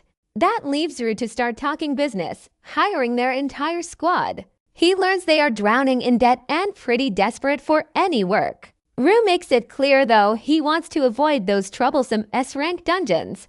The leader shrugs, saying S-rank dungeon drops are just a massive reporting headache. They shake on a 6-month contract for nothing but lower-ranked raids. They plan to swap contact info and finalize all the details tomorrow. Before the boisterous guest heads out, Rue finally drops the polite act. He demands that the guy stop investigating him, earning a friendly warning. As an apology, he cautions that Kuji is drawing way too much dangerous attention. Meanwhile, back at a quiet home, his baffled brother opens the front door. He finds a bizarre sight his sister just randomly dancing around in a jiangxi costume. The brother sighs, eyeing her heavily bandaged body with clear frustration. She blames a rival named Yukain, claiming she got caught in some nasty crossfire. She crushed her drink in absolute rage, vowing she will get her revenge. Her brother warns her not to touch that woman's bike, asking why she even went back. She brags about a highly profitable trade deal to prove it was worth the risk. But then he casually reveals a massive dungeon rush is coming. She freezes in absolute horror, the news hitting her like a ton of bricks. Deep in a dark dungeon, a new threat is waiting in the shadows. A dark-haired girl charges past Rue, slamming a red goblin straight into the dirt. She crushed the beast with absolute ease, not even breaking a sweat. Nearby, a shark-like monster looms over an archer, who doesn't even flinch. He fires a massive freezing arrow, instantly trapping the beast in solid ice. Rue walks up to congratulate his flamboyant ally on the clean kill. The archer eagerly asks when they can target some tougher dungeons. He is bored out of his mind, complaining that hunting low-level small fry is too easy. Rue suddenly stiffens, sensing something strange lingering nearby. His flamboyant ally moans about dungeon costs, but then the portal gate shatters open. He leans in to warn Rue about standing out way too much. With a playful wink, he casually steps right through the glowing gateway. Rue quietly agrees a break is long overdue after a day like this. He returns to his quiet apartment, stepping inside to finally get some rest. But a hyperactive pie instantly pounces, earning a stern lecture about running off. Rue tries to get a stubborn pie to behave, but a strange noise outside catches his ear. He investigates the window, only to find a blue-haired guy hanging upside down. Our hero just casually shuts the window on him. Then Haim suddenly appears inside, defending her uninvited entry. She explains that her upside-down companion is in some really deep trouble. That immediately raises Rue's suspicions about the association. But she just looks at him, pleading for him to save her falling friend.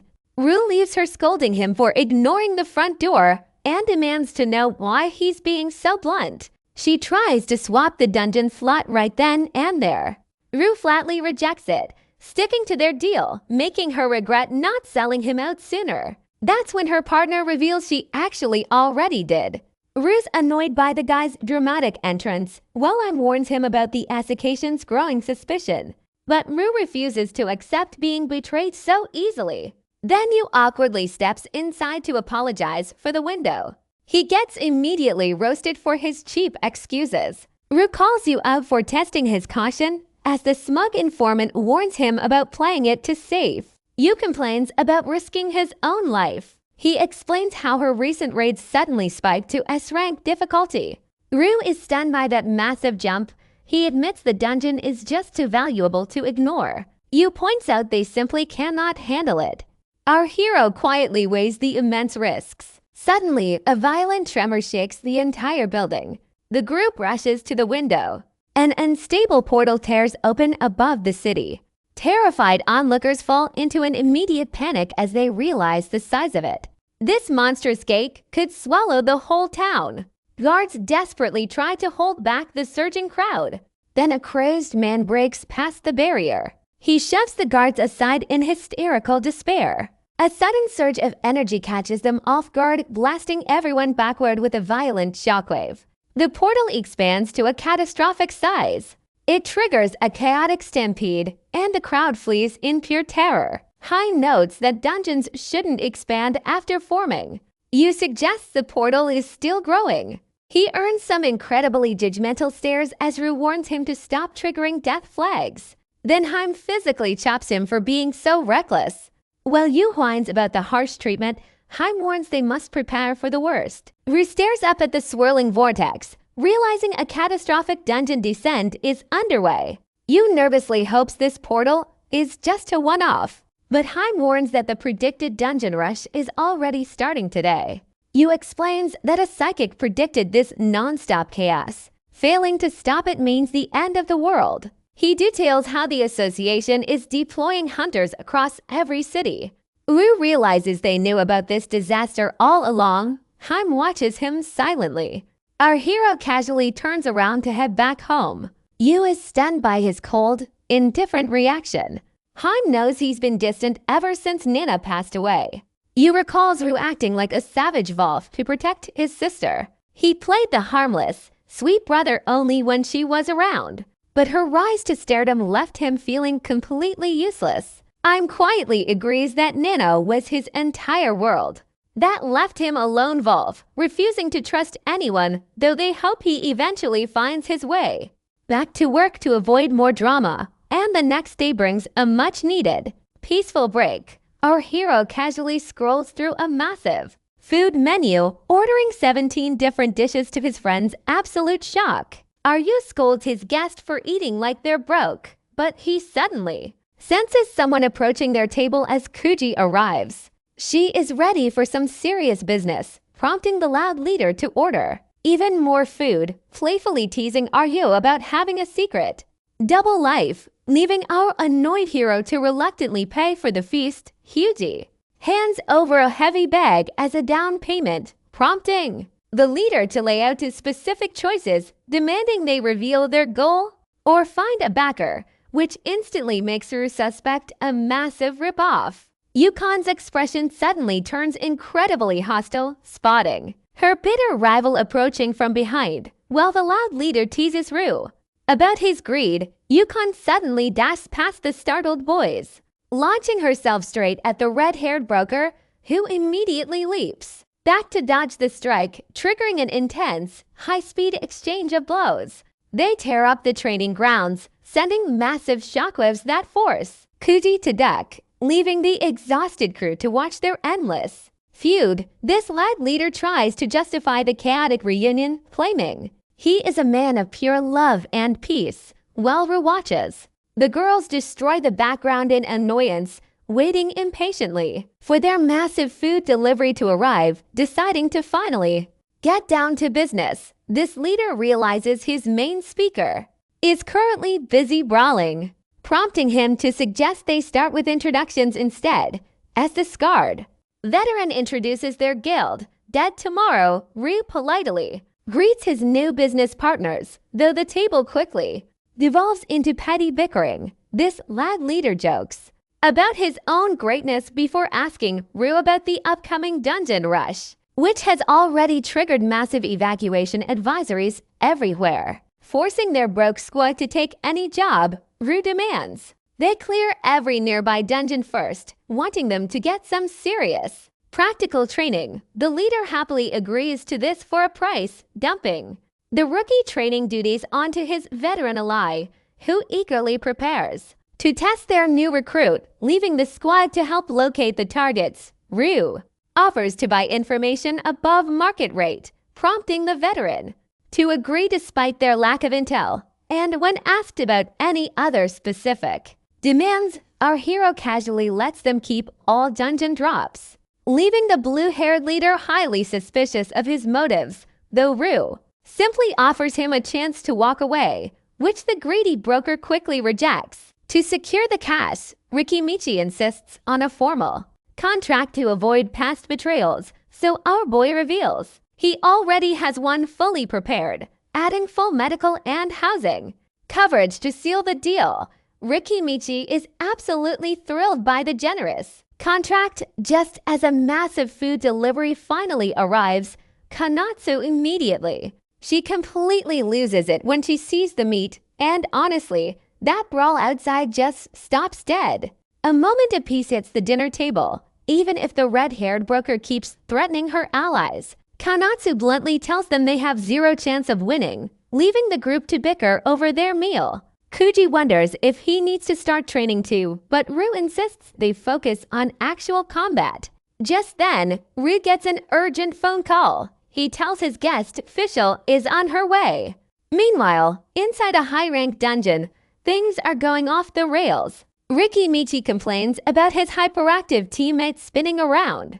She snaps back at him, annoyed, then recklessly launches herself straight into the fight. She dives right between Ru and that military-capped hunter. You should see the impact she crashed down, creating a massive, earth-shattering shockwave. She tells the newcomer to get out of her way, but that just provokes Fischl. Fischl laughs at her nerve, launching a devastating kick that sends Kanatsu flying across the room. But the stubborn red-haired brawler refuses to back down. Riki Michi just watches the chaotic duel, totally amused. He calls her a complete battle junkie who never knows how to hold back. He admits he is just trying to avoid his brother's wrath and wonders why she did not return sooner. Riki Michi sighs at her weak excuses. Oh boy points out the obvious. Fischl is just dragging her defeated opponent away to vent. She casually reminds Rue that he is still the stronger one. Riki Michi jokes about the girls turning the desert into a swamp. He asks the military hunter for more details, who reluctantly agrees once Rue joins the talk. Our hero silently wonders what Fischl is actually planning here.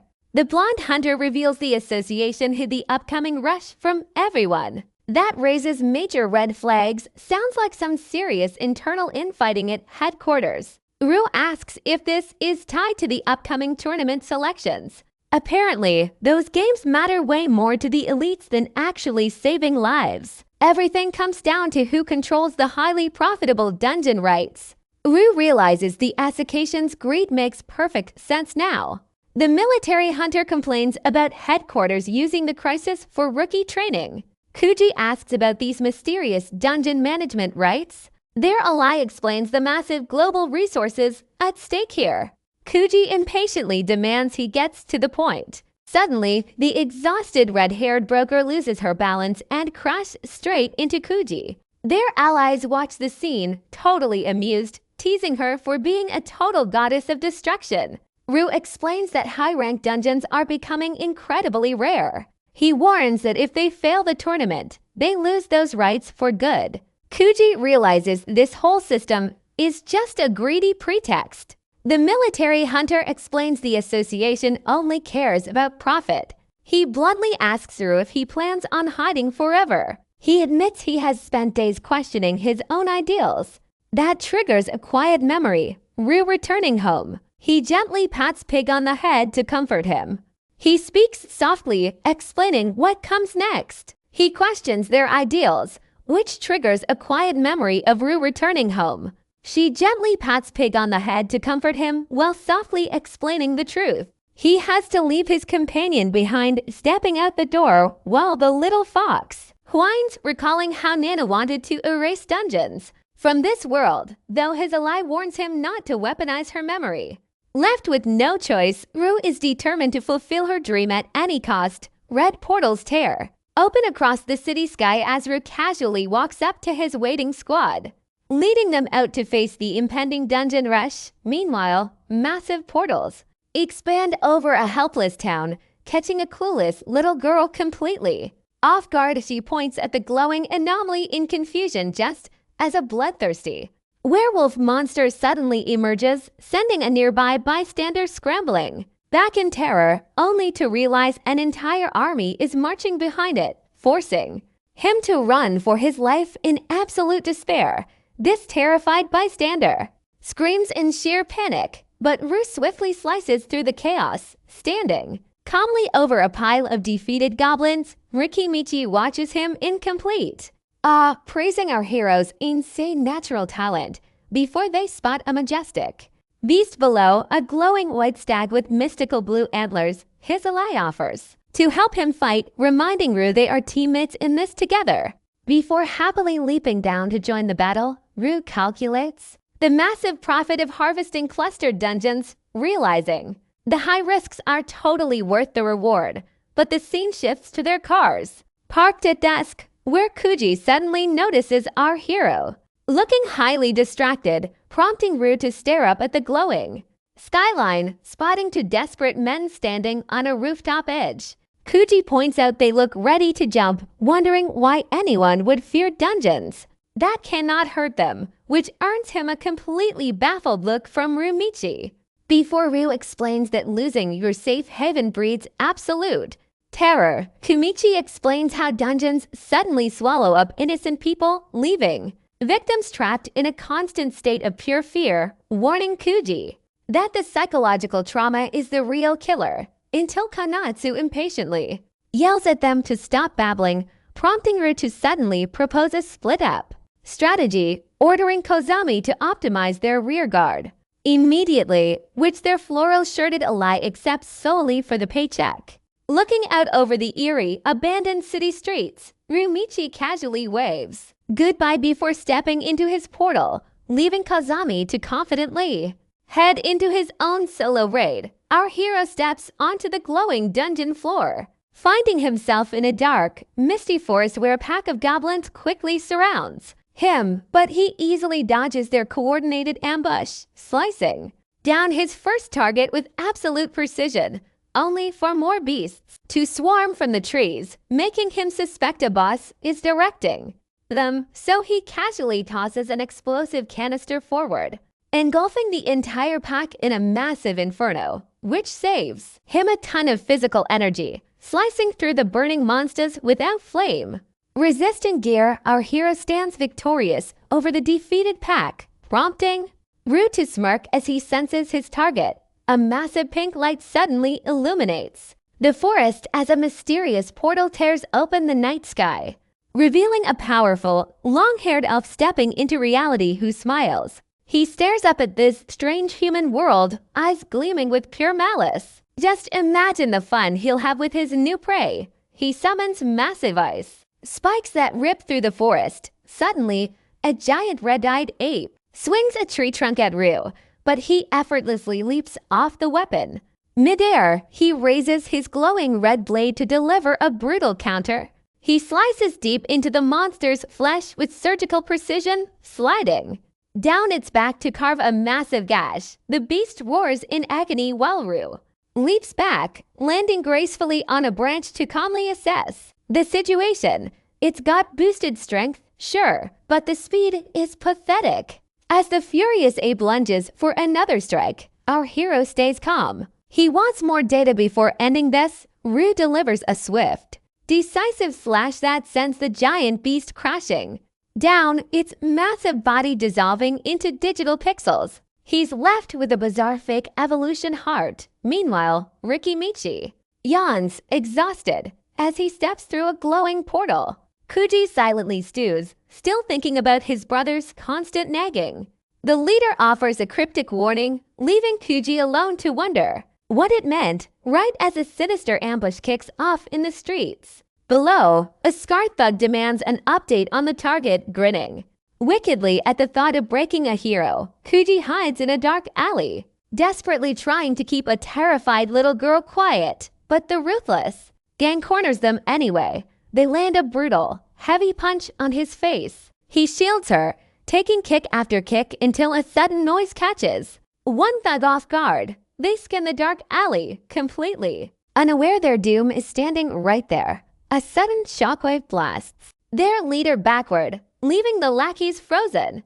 With fear, one brave idiot shouts for them to show themselves. As a dark silhouette slowly emerges from the shadows, the thug desperately yells a pathetic warning, only to get instantly flattened onto the pavement. Kuji lies there, bruised and battered, on the ground, as a terrifying glowing entity looms over him. He weakly tells someone to run, begging the creature to just wait.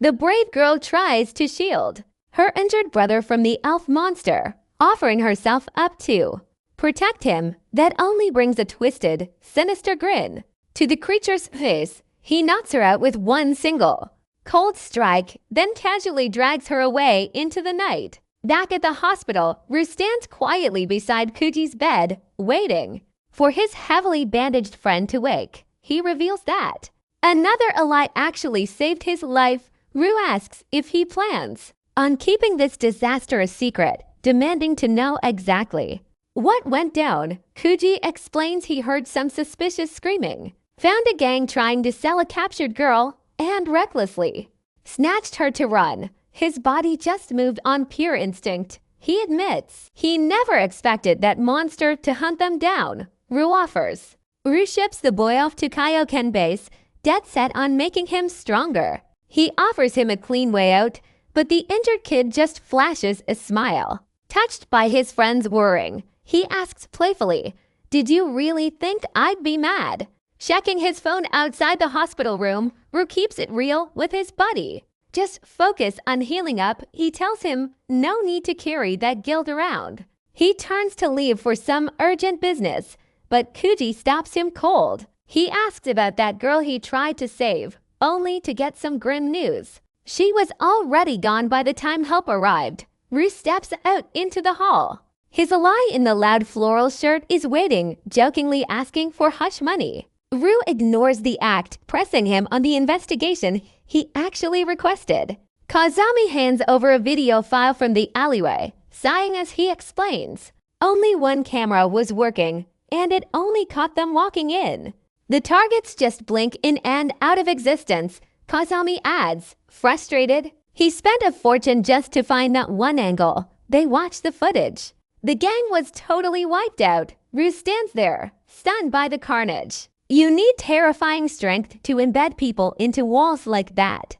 Kazami prays they aren't crossing paths with a syndicate as bad as Abyss. Rue brings up the rumors, asking if the attackers are really from Abyss. Kazami laughs it off, but Rue muses that their rivals would be rich by now. If they just played it safe, they'd be set.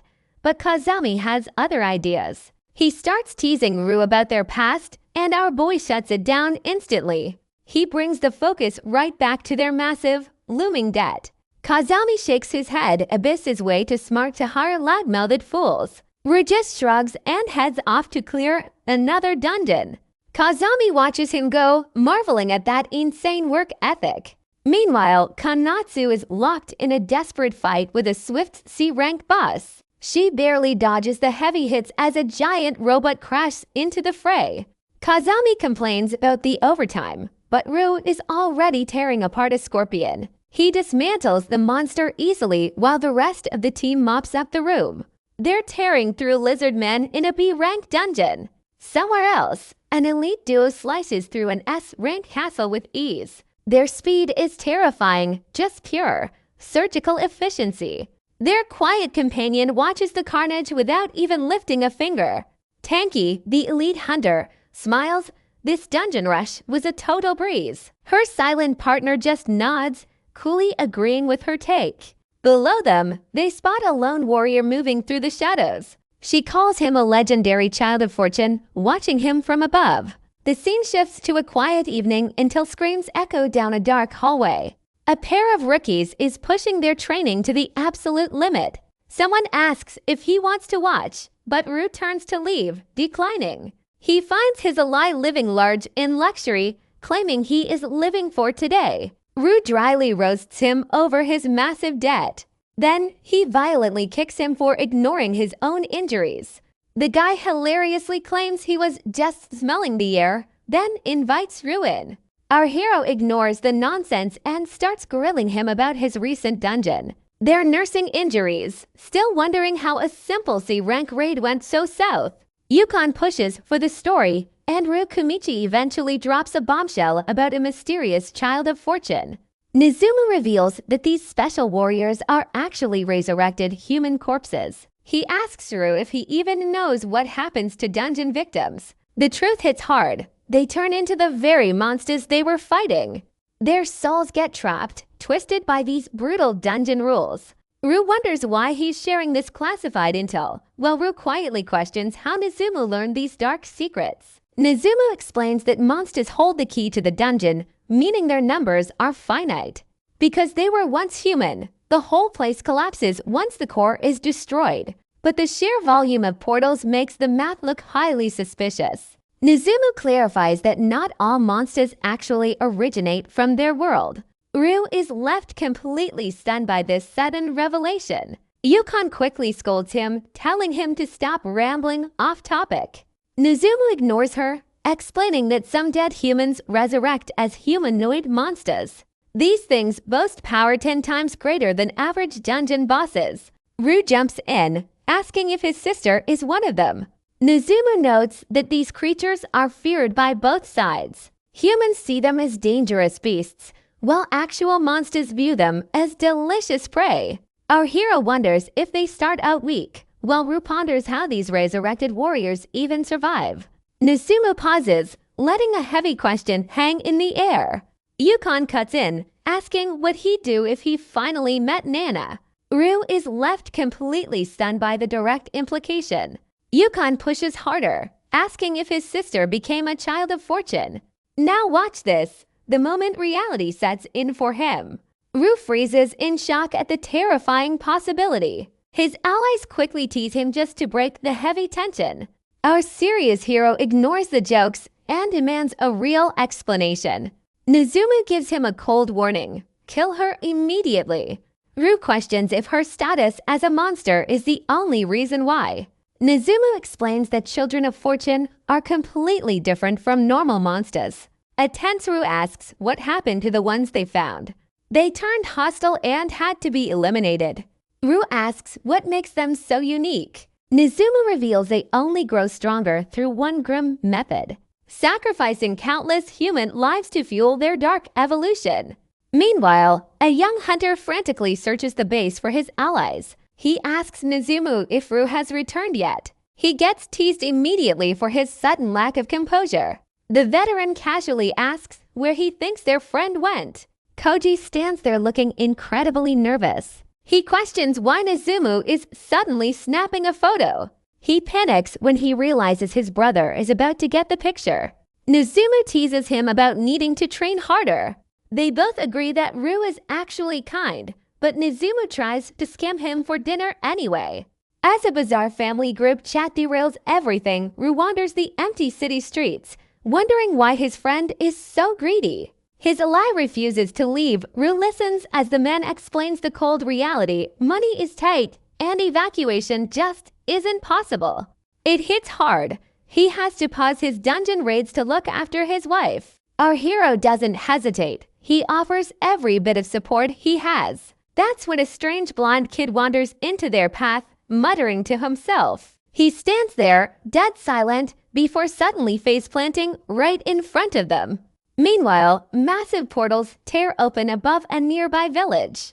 A lazy group of hunters argues about taking breaks right under that glowing red anomaly. That's when the veteran hunter spots two guards acting suspicious, heading straight for the rift. His masked ally, Sora, senses something incredibly off about them.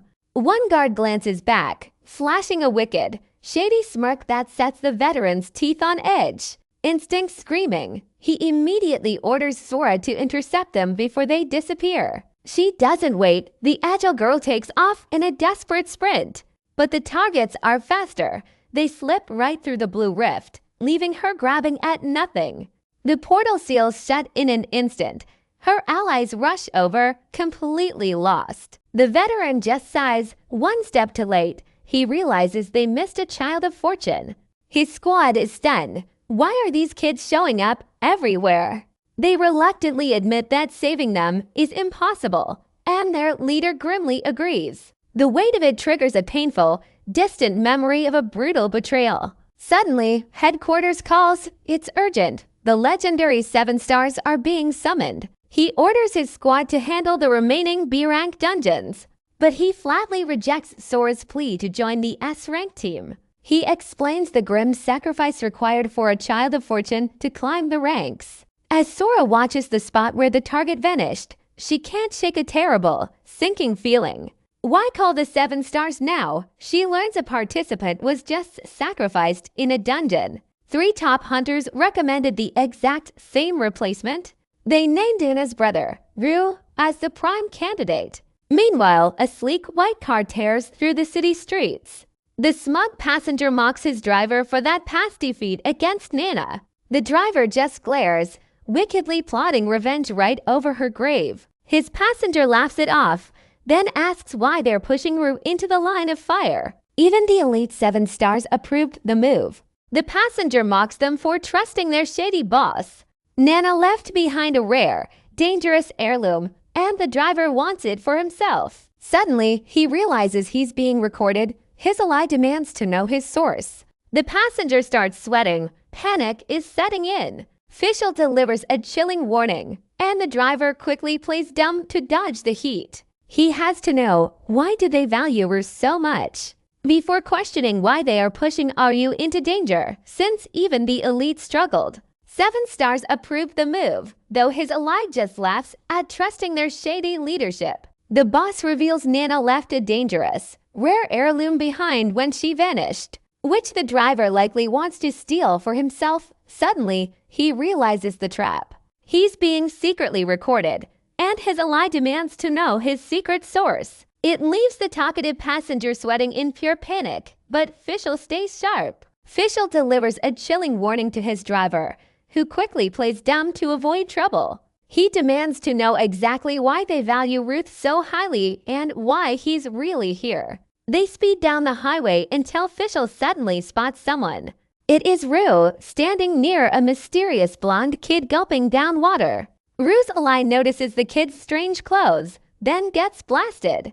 A sudden, powerful sneeze hits, leaving our hero watching the chaos. As they try to ask for a name, the quiet blonde kid stares. He glares back, his eyes glowing with an incredibly intense blue light. The terrified broker whispers that they might actually get eaten alive. Then, those eyes lock onto their groceries, tracking the plastic bag. He watches it like a predator on the hunt. Andrew wonders, did he misjudge the deadly aura? No, the mysterious stranger is just starving. He casually hands over the entire bag of food, letting the kid feast. The broker sighs in relief, though watching him eat raw meat bites. It keeps everyone on edge, and the broker frantically warns the kid. But the strange guest happily munks on the raw food anyway. That prompts the ally to ask Rui if something feels off. He learns the local welfare center was suddenly cleared out recently. Our hero quietly observes the kid chewing, recalling a past conversation. They talked about another powerful entity, where Kazami pointed out similarities. He noted their incredibly similar vibes, both possessing a terrifying inhuman aura. He warned Rue not to twist his words into something even worse. Before our hero questions how his ally knows such classified secrets, Rue reveals he got his intel from you, a real shocker. It makes Kazami realize how deeply you trust him, even asking about secrets. Still, Kazami only deals in truly valuable, high-end information. Rue arranges to cover the kid's living expenses before Kazami gives advice. He tells him to take a break, but our stubborn hero plans to dive in. That leads him straight to a massive floating city in the air. He enters a digital space, only to get startled by a fluffy companion. Rue is shocked to find Pia hitching a ride, lecturing the fox. He warns the little guy about sneaking into these dangerous dungeons. But the stubborn pet immediately leaps away anyway, forcing a chase. Panicking, they run straight to the edge of the high platform. Both stare down at the floating blocks below, making Rue suspect something. He realizes the dungeon's true core must be hidden underneath them. Scooping up his companion, our brave hero tells him to hold tight. He fearlessly leaps off the edge, diving straight into the endless sky. Rue clutches Pia tightly, wondering if his leap was a total mistake. Then they crash violently through a watery barrier, soaking everything. The little fox shakes off the splash as they land on glass. They realize this strange place is a perfect, eerie mirror world. The silence is heavy and suspicious until he spots a lone villager. He sits nearby, prompting Rue to draw his sword in quick defense. But he realizes the stranger isn't hostile, letting Pia cautiously inspect him. The old man quietly stares down at Pia with strange intensity. Rue lowers his raised sword, finally noticing the hollow look ahead. With deep sadness in his eyes, Rue wonders what is happening as the elder. Weakly begs to go back, suddenly dissolving into a shower of golden light, leaving Rue and Pia completely stunned. The remaining villagers begin to fade away, all desperately pleading to return home, revealing this entire peaceful town is just a tragic illusion. A crying girl begs to go home, making Rue realize this dungeon is built differently as another child dissolves into pure resentment. Our hero walks through the fading lights, comforting Pia, while quietly thinking of Nana. Suddenly, a dark silhouette blocks the path ahead, prompting Pia to screech in absolute panic. A voice tempts him with her memory, leaving Rue to glare at the obvious trap before warning his little companion to stay back. Ru charges forward to face a perfect clone of himself, instantly, clashing swords in a flash of red light, sending massive shockwaves, echoing across the mirrored arena as they trade rapid, perfectly synchronized blows. He watches the chaotic duel in absolute panic until the clone suddenly breaks the pattern with a kick, forcing our hero to slide back and reassess, only to realize his copy is already closing in, locking blades once more in a desperate struggle before a brutal strike sends him flying. Ru gets blasted backward by a massive shockwave, sending his little fox companion flying through the debris, leaving the poor creature completely defenseless in midair. Luckily, our hero leaps in to deflect a deadly strike, though the relentless clone refuses to give him any breathing room,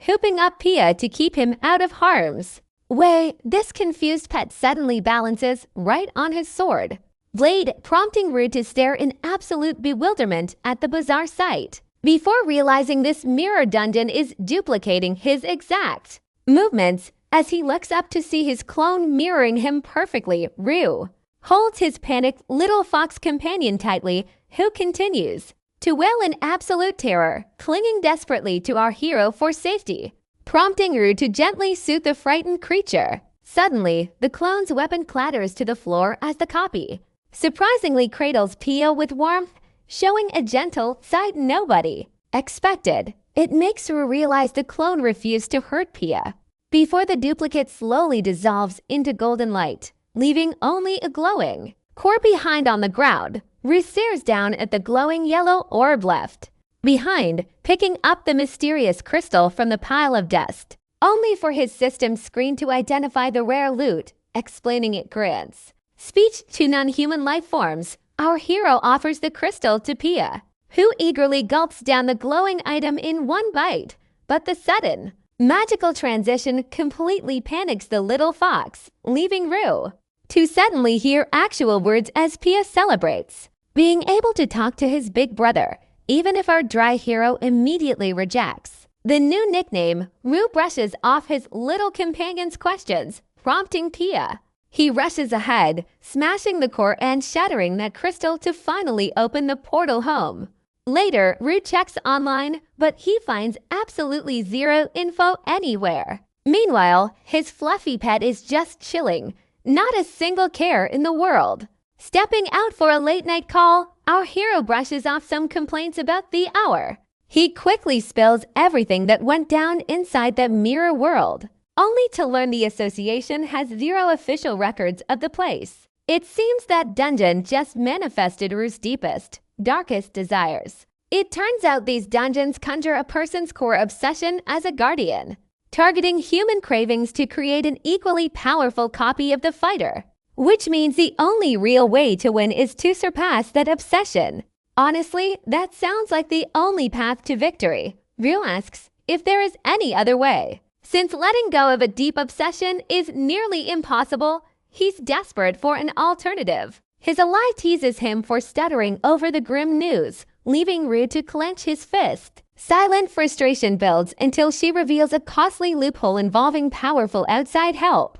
Hey, the pet rolls around happily, not a care in the world, leaving Ru wondering, is he overthinking this whole thing? He realizes his mirror clone only vanished because Nana is back. He remembers the warm embrace of his beloved sister, just as Pia whines and crawls toward his hand. It catches our hero completely off guard. This sleepy little fox weakly begs him not to be sad. It makes Ru wonder if this creature really is Nana after all. He decides he doesn't care about her monstrous new form.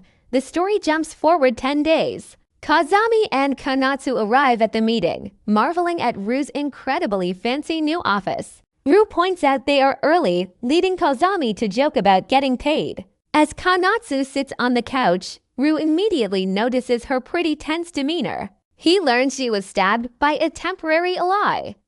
Kazami explains they had to babysit some fools. They used a bomb during a rescue mission before freezing Kanatsu in place to strike. Kazami laughs off the attacker's slow, nervous attempt to kill her with a double debuff. Kanatsu eats before asking Ru if he takes on skill book retrieval jobs. She admits this client felt incredibly suspicious, questioning them about their massive order. They wanted every single book available, which makes zero sense unless they are completely insane. Rue asks if they checked foreign organizations. Suddenly, Yasudik chimes in with crucial info. A trading company was hoarding books right before the big dungeon rush. Rue ponders the suspicious timing of these massive orders. Kazami wonders if the same person is behind both requests, admitting he has no idea. But he is definitely going to investigate. Rue casually declines to join the hunt. He offers to just buy the info later, leaving Kazami to grumble about rich people. Then Yasudik interrupts, sliding over a detailed folder containing their latest payment list. Kazami promises to have his partner check it out. Chimes in with some crucial news. A trading company was hoarding books right before the dungeon rush. Ryu starts pondering the suspicious timing behind all those massive book orders. It prompts Kazami to wonder if the same person is behind both mysterious requests. Kazami admits he has no idea, but he is definitely going to investigate. Ryu casually declines to join, offering to just buy the info later on. That leaves Kazami to grumble about rich people and their lazy habits. Yasudige interrupts them then, sliding over a detailed folder for them to check. It contains their latest payment list, which Kazami promises to hand off to his partner. Kazami is clearly sweating it, roasting himself for leaving her behind. He packs up to grab food for Kanatsu, admitting he only stopped by to drop a warning. Kazami keeps it real with Ryu, flagging a suspicious tale that followed them here. Ryu and Kuji hash out their next move, leaving him to get ready for the day. He turns to leave, only to spot Pai waiting by the door, looking ready for action. Ryu immediately scolds the little fox, calling him reckless for trying to head back out. But Pai just points at his injuries, his eyes tearing up in a total guilt trip. Ryu sighs, downplaying the minor scratches, though he clearly remembers how close Pai came to a deadly end. He strictly orders his stubborn pet to stay put and get some rest. Ryu asks what the little guy wants for dinner, expecting something simple. Pai rattles off a laundry list of heavy, indulgent dishes, catching Ryu completely off guard. Ryu is stunned by the request, realizing something is off with this meal choice. These were Nana's absolute favorites, the exact comfort meals she craved whenever she felt low. A soft, defeated sigh escapes Ryu as he looks at his companion. He gently pats the little fox on the head, unable to stay frustrated for long. Ryu promises to cook every last dish, desperate to cheer the little guy up. Soon the kitchen is buzzing, and Pai watches, wondering why his master is suddenly acting so sweet. Ryu catches the look and flashes a rare, surprisingly gentle smile. Pai stares back, actually admitting to himself that the look really suits his master. The feast is finally ready, but the little fox flatly refuses to touch the vegetables. Their dinner gets cut short by a sudden, jarring phone call. Ryu answers with a calm hello, but his blood turns to ice. The voice on the line is desperate, begging to know what happened to Yasude. Apparently, Yasude vanished inside a B-rank dungeon, and they're panicking. It's common knowledge even wealthy families can't buy their way into dungeon emergencies. Ryu immediately calls Kazami to see who was tailing Yasude in the first place. The news is grim. The target went rogue and recklessly entered a B-rank dungeon. Ryu demands an item to force his way in, knowing there's no time to waste. Yasude's brother is currently unreachable on a mission, leaving Ryu as the only hope. Just imagine the absolute chaos if they fail to get there in time. Kazami admits he has the item that names a steep price, knowing Ryu's escape skill is still cooling down. Ryu is forced into a rough negotiation, agreeing to a high-interest deal just to secure it. He demands the item be delivered today, and Kazami scrambles to make it happen. A suited guide soon leads Ryu to the portal, acting as a direct courier. The guide offers a rare potion as a formal apology, which looks incredibly valuable. Ryu downs it, feeling 30% of his blood instantly replenish. He wonders why they are acting so desperate to save Yasude, but there's no time to dwell on it. Ryu steps through the portal and straight into a ruined, desolate world. Two massive stone guardians stand in his path, suddenly springing to life with glowing red eyes. Rue moves on instinct, narrowly dodging a crushing strike that would have flattened him. He vaults over the massive stone guardian, making it slow. Heavy swings look like nothing. He stays in the air, diving straight back down with lethal precision. Driving his blade deep into the stone face, he shatters the giant into rubble.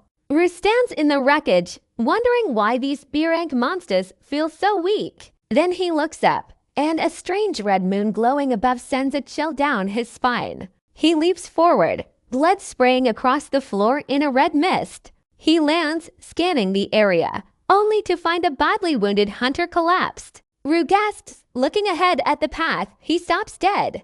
A massive gap stretches before him, filled with dark, bubbling liquid. He pulls out a piece of meat and tosses it in. It dissolves instantly. Sizzling into an acidic mess, how is he supposed to cross this toxic pool? Then he finds a tough piece of beast hide. It surprisingly floats. It doesn't melt. He realizes he can use these acid-resistant skins. Like stepping stones, he leaps across the deadly gap to the other side. He spots a bloody arrow on the wall. Rue enters a massive ruined cathedral hall. He summons his sharp wire skill, bracing for whatever waits in the dark. Then he swings across the deep chasm, effortless, smooth, precise. He lands right in front of two guards, who are barely muttering about their royal duty. Rue dashes past them, leaving the confused sentries completely wide open. His wires snake out, wrapping around them in a lethal, tight grip. He finished them with one strike. Rue slices through the last guard. He heads down a dark, misty staircase, casually tossing a bone aside. He spots another red arrow on the wall. He dryly thanks the boss for leaving such helpful directions. Behind him, the defeated guards mutter about avenging their fallen king. Nearby, a red-armored warrior attacks a blue barrier, desperate to shatter Yasuo's dome. Rue calmly steps into the massive hall. The furious attacker glares back, eyes glowing with a feral red light. Rue starts the fight by chucking his sword, a test of strength. The warrior deflects it easily, red-eyed and ready to charge. Our hero is already closing the distance, reaching for his falling blade. They clash head-on, but Rue is caught off guard by a sudden shift. The warrior lands a clean slash across his chest. The attacker curses as their blades lock, stunned when Rue strikes back. A heavy kick connects, sending Rue flipping backward to reset the pace. Rue creates some distance, but the opponent is relentless, readying another strike. A massive wave of red energy erupts toward him. Rue barely dodges, leaping high to gain the advantage. He secretly launches a wire, snaring his target, pulling the trap tight. He charges in to finish it, but their blades lock once again. Suddenly, the enemy pulls a hidden dagger, stabbing Rue and laughing. A foolish mistake. Rue smugly reveals he saw this coming all along. He tosses a bottle of toxic black water into the air. It splashes directly onto his opponent's face, corrosive liquid burning deep. The armored boss screams in absolute agony. Even the strongest monsters cannot survive this acid. Rue groans, clutching his stab wound. He limps over to Yasuda's protective blue barrier. He helps his exhausted allies stand, the two of them finding their footing. They head toward the glowing exit portal, but suddenly he freezes. A familiar voice rings out. Rue stares in shock at the elegant, feared entity. He never expected to run into this rare boss so soon, but a sharp, sudden headache hits him. It's a warning. Get out now. Suddenly, the entity looming over him speaks. The boss demands to know who killed his brother, leaving our hero Rue completely baffled. Before he can even react to the accusation, a violent blast of energy sends him flying. He slams hard against a stone wall. Gritting his teeth, Rue struggles to breathe. He realizes this isn't Lydia's. He pulls out his reference guide to check the records. The guide warns of a brutal copycat nicknamed the Villain.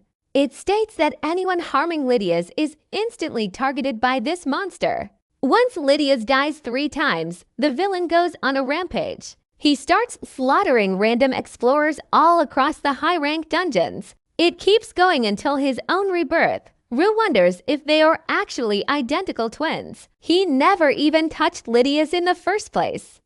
The terrifying boss mutters about needing more victims. Slowly, he turns his gaze toward the unconscious Yasudage, flashing a deeply unsettling, predatory smile. Rue demands to know what he's planning, only to get instantly choked. As the boss demands answers, a choked and desperate Rue gasps out his innocence. He realizes he stands zero chance in his current state. Suddenly, the terrifying boss slams him into the floor. Rue is left reeling from the impact. As the vengeful entity mocks humanity's cowardice, a massive red system warning triggers. It flashes in the air. The powerful boss casually grabs the display with his hands. He shatters the magical screen with a sadistic smile, leaving our hero panicked.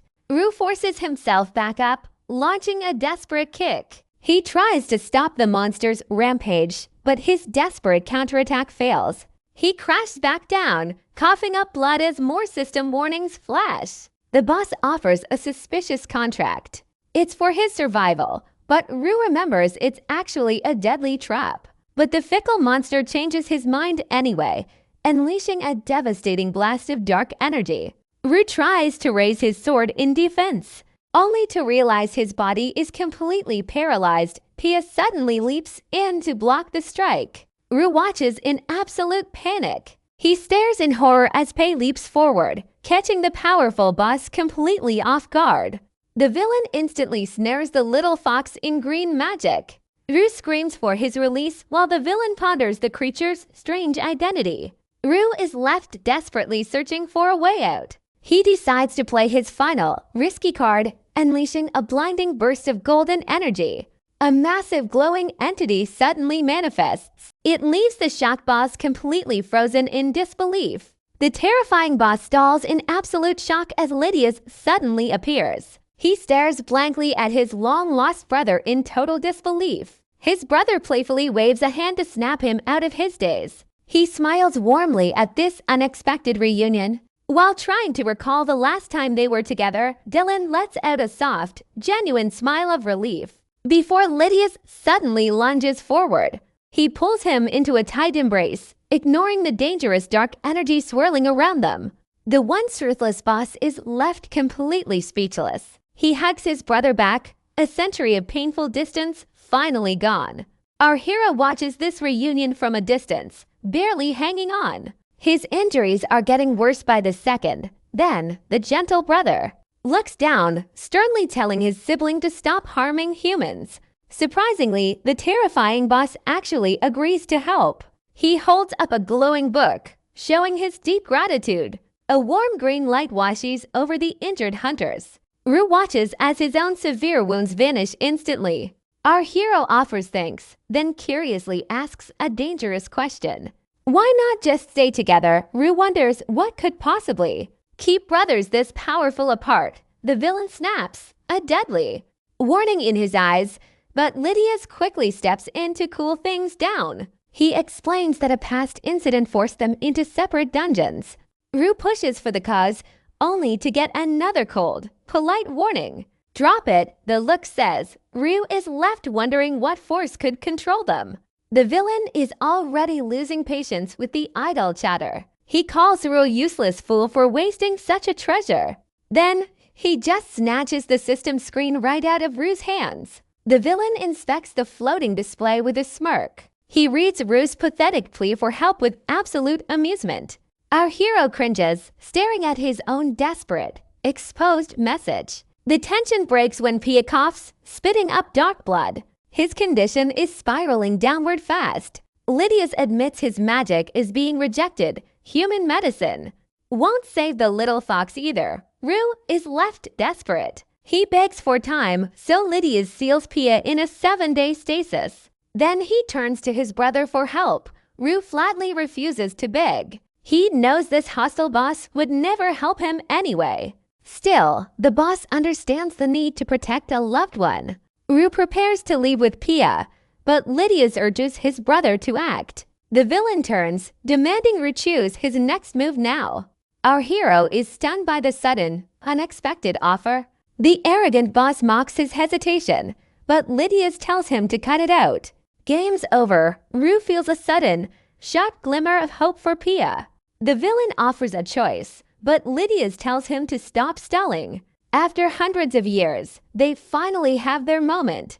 They promise to meet again, but the villain looks at Rue. He asks if Rue really wants to save the creature. Our hero shouts yes. The boss mentions restoring her original form, leaving Rue. Completely shocked, he realizes Nana really is the little fox. The boss warns him to let go. Rue desperately asks how to fix her. The smug boss summons a surge of magic. It lifts the sleeping fox into a protective, shimmering bubble.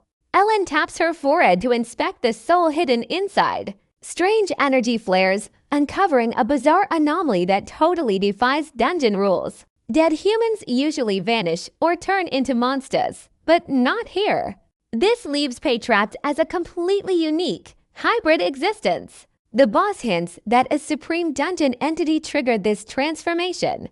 It makes her wonder, could a hidden king actually rule these shadows? Realizing humanity is still completely clueless about the dungeon's true scale, Rue admits the boss has no reason to lie, finally asking the big question. How can he restore his sister's original form?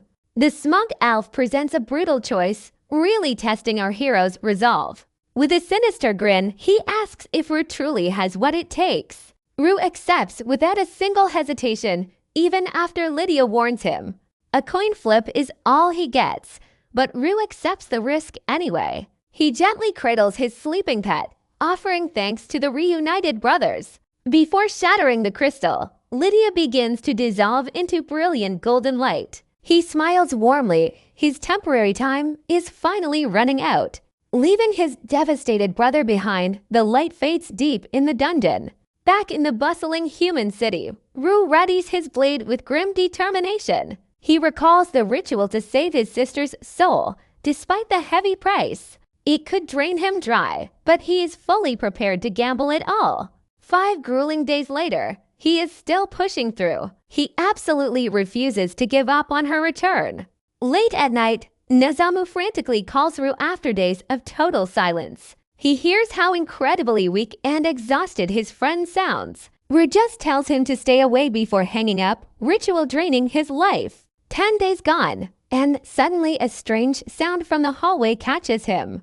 He watches the door swing wide open, revealing a dazed blonde girl. She sits on the floor, looks up, and softly calls out to her brother. Nana goes straight into his arms for a tearful, long-awaited reunion. Rue tearfully welcomes his sister back, leaving Nana staring in pure disbelief. She hugs him tightly, crying out that she is finally home.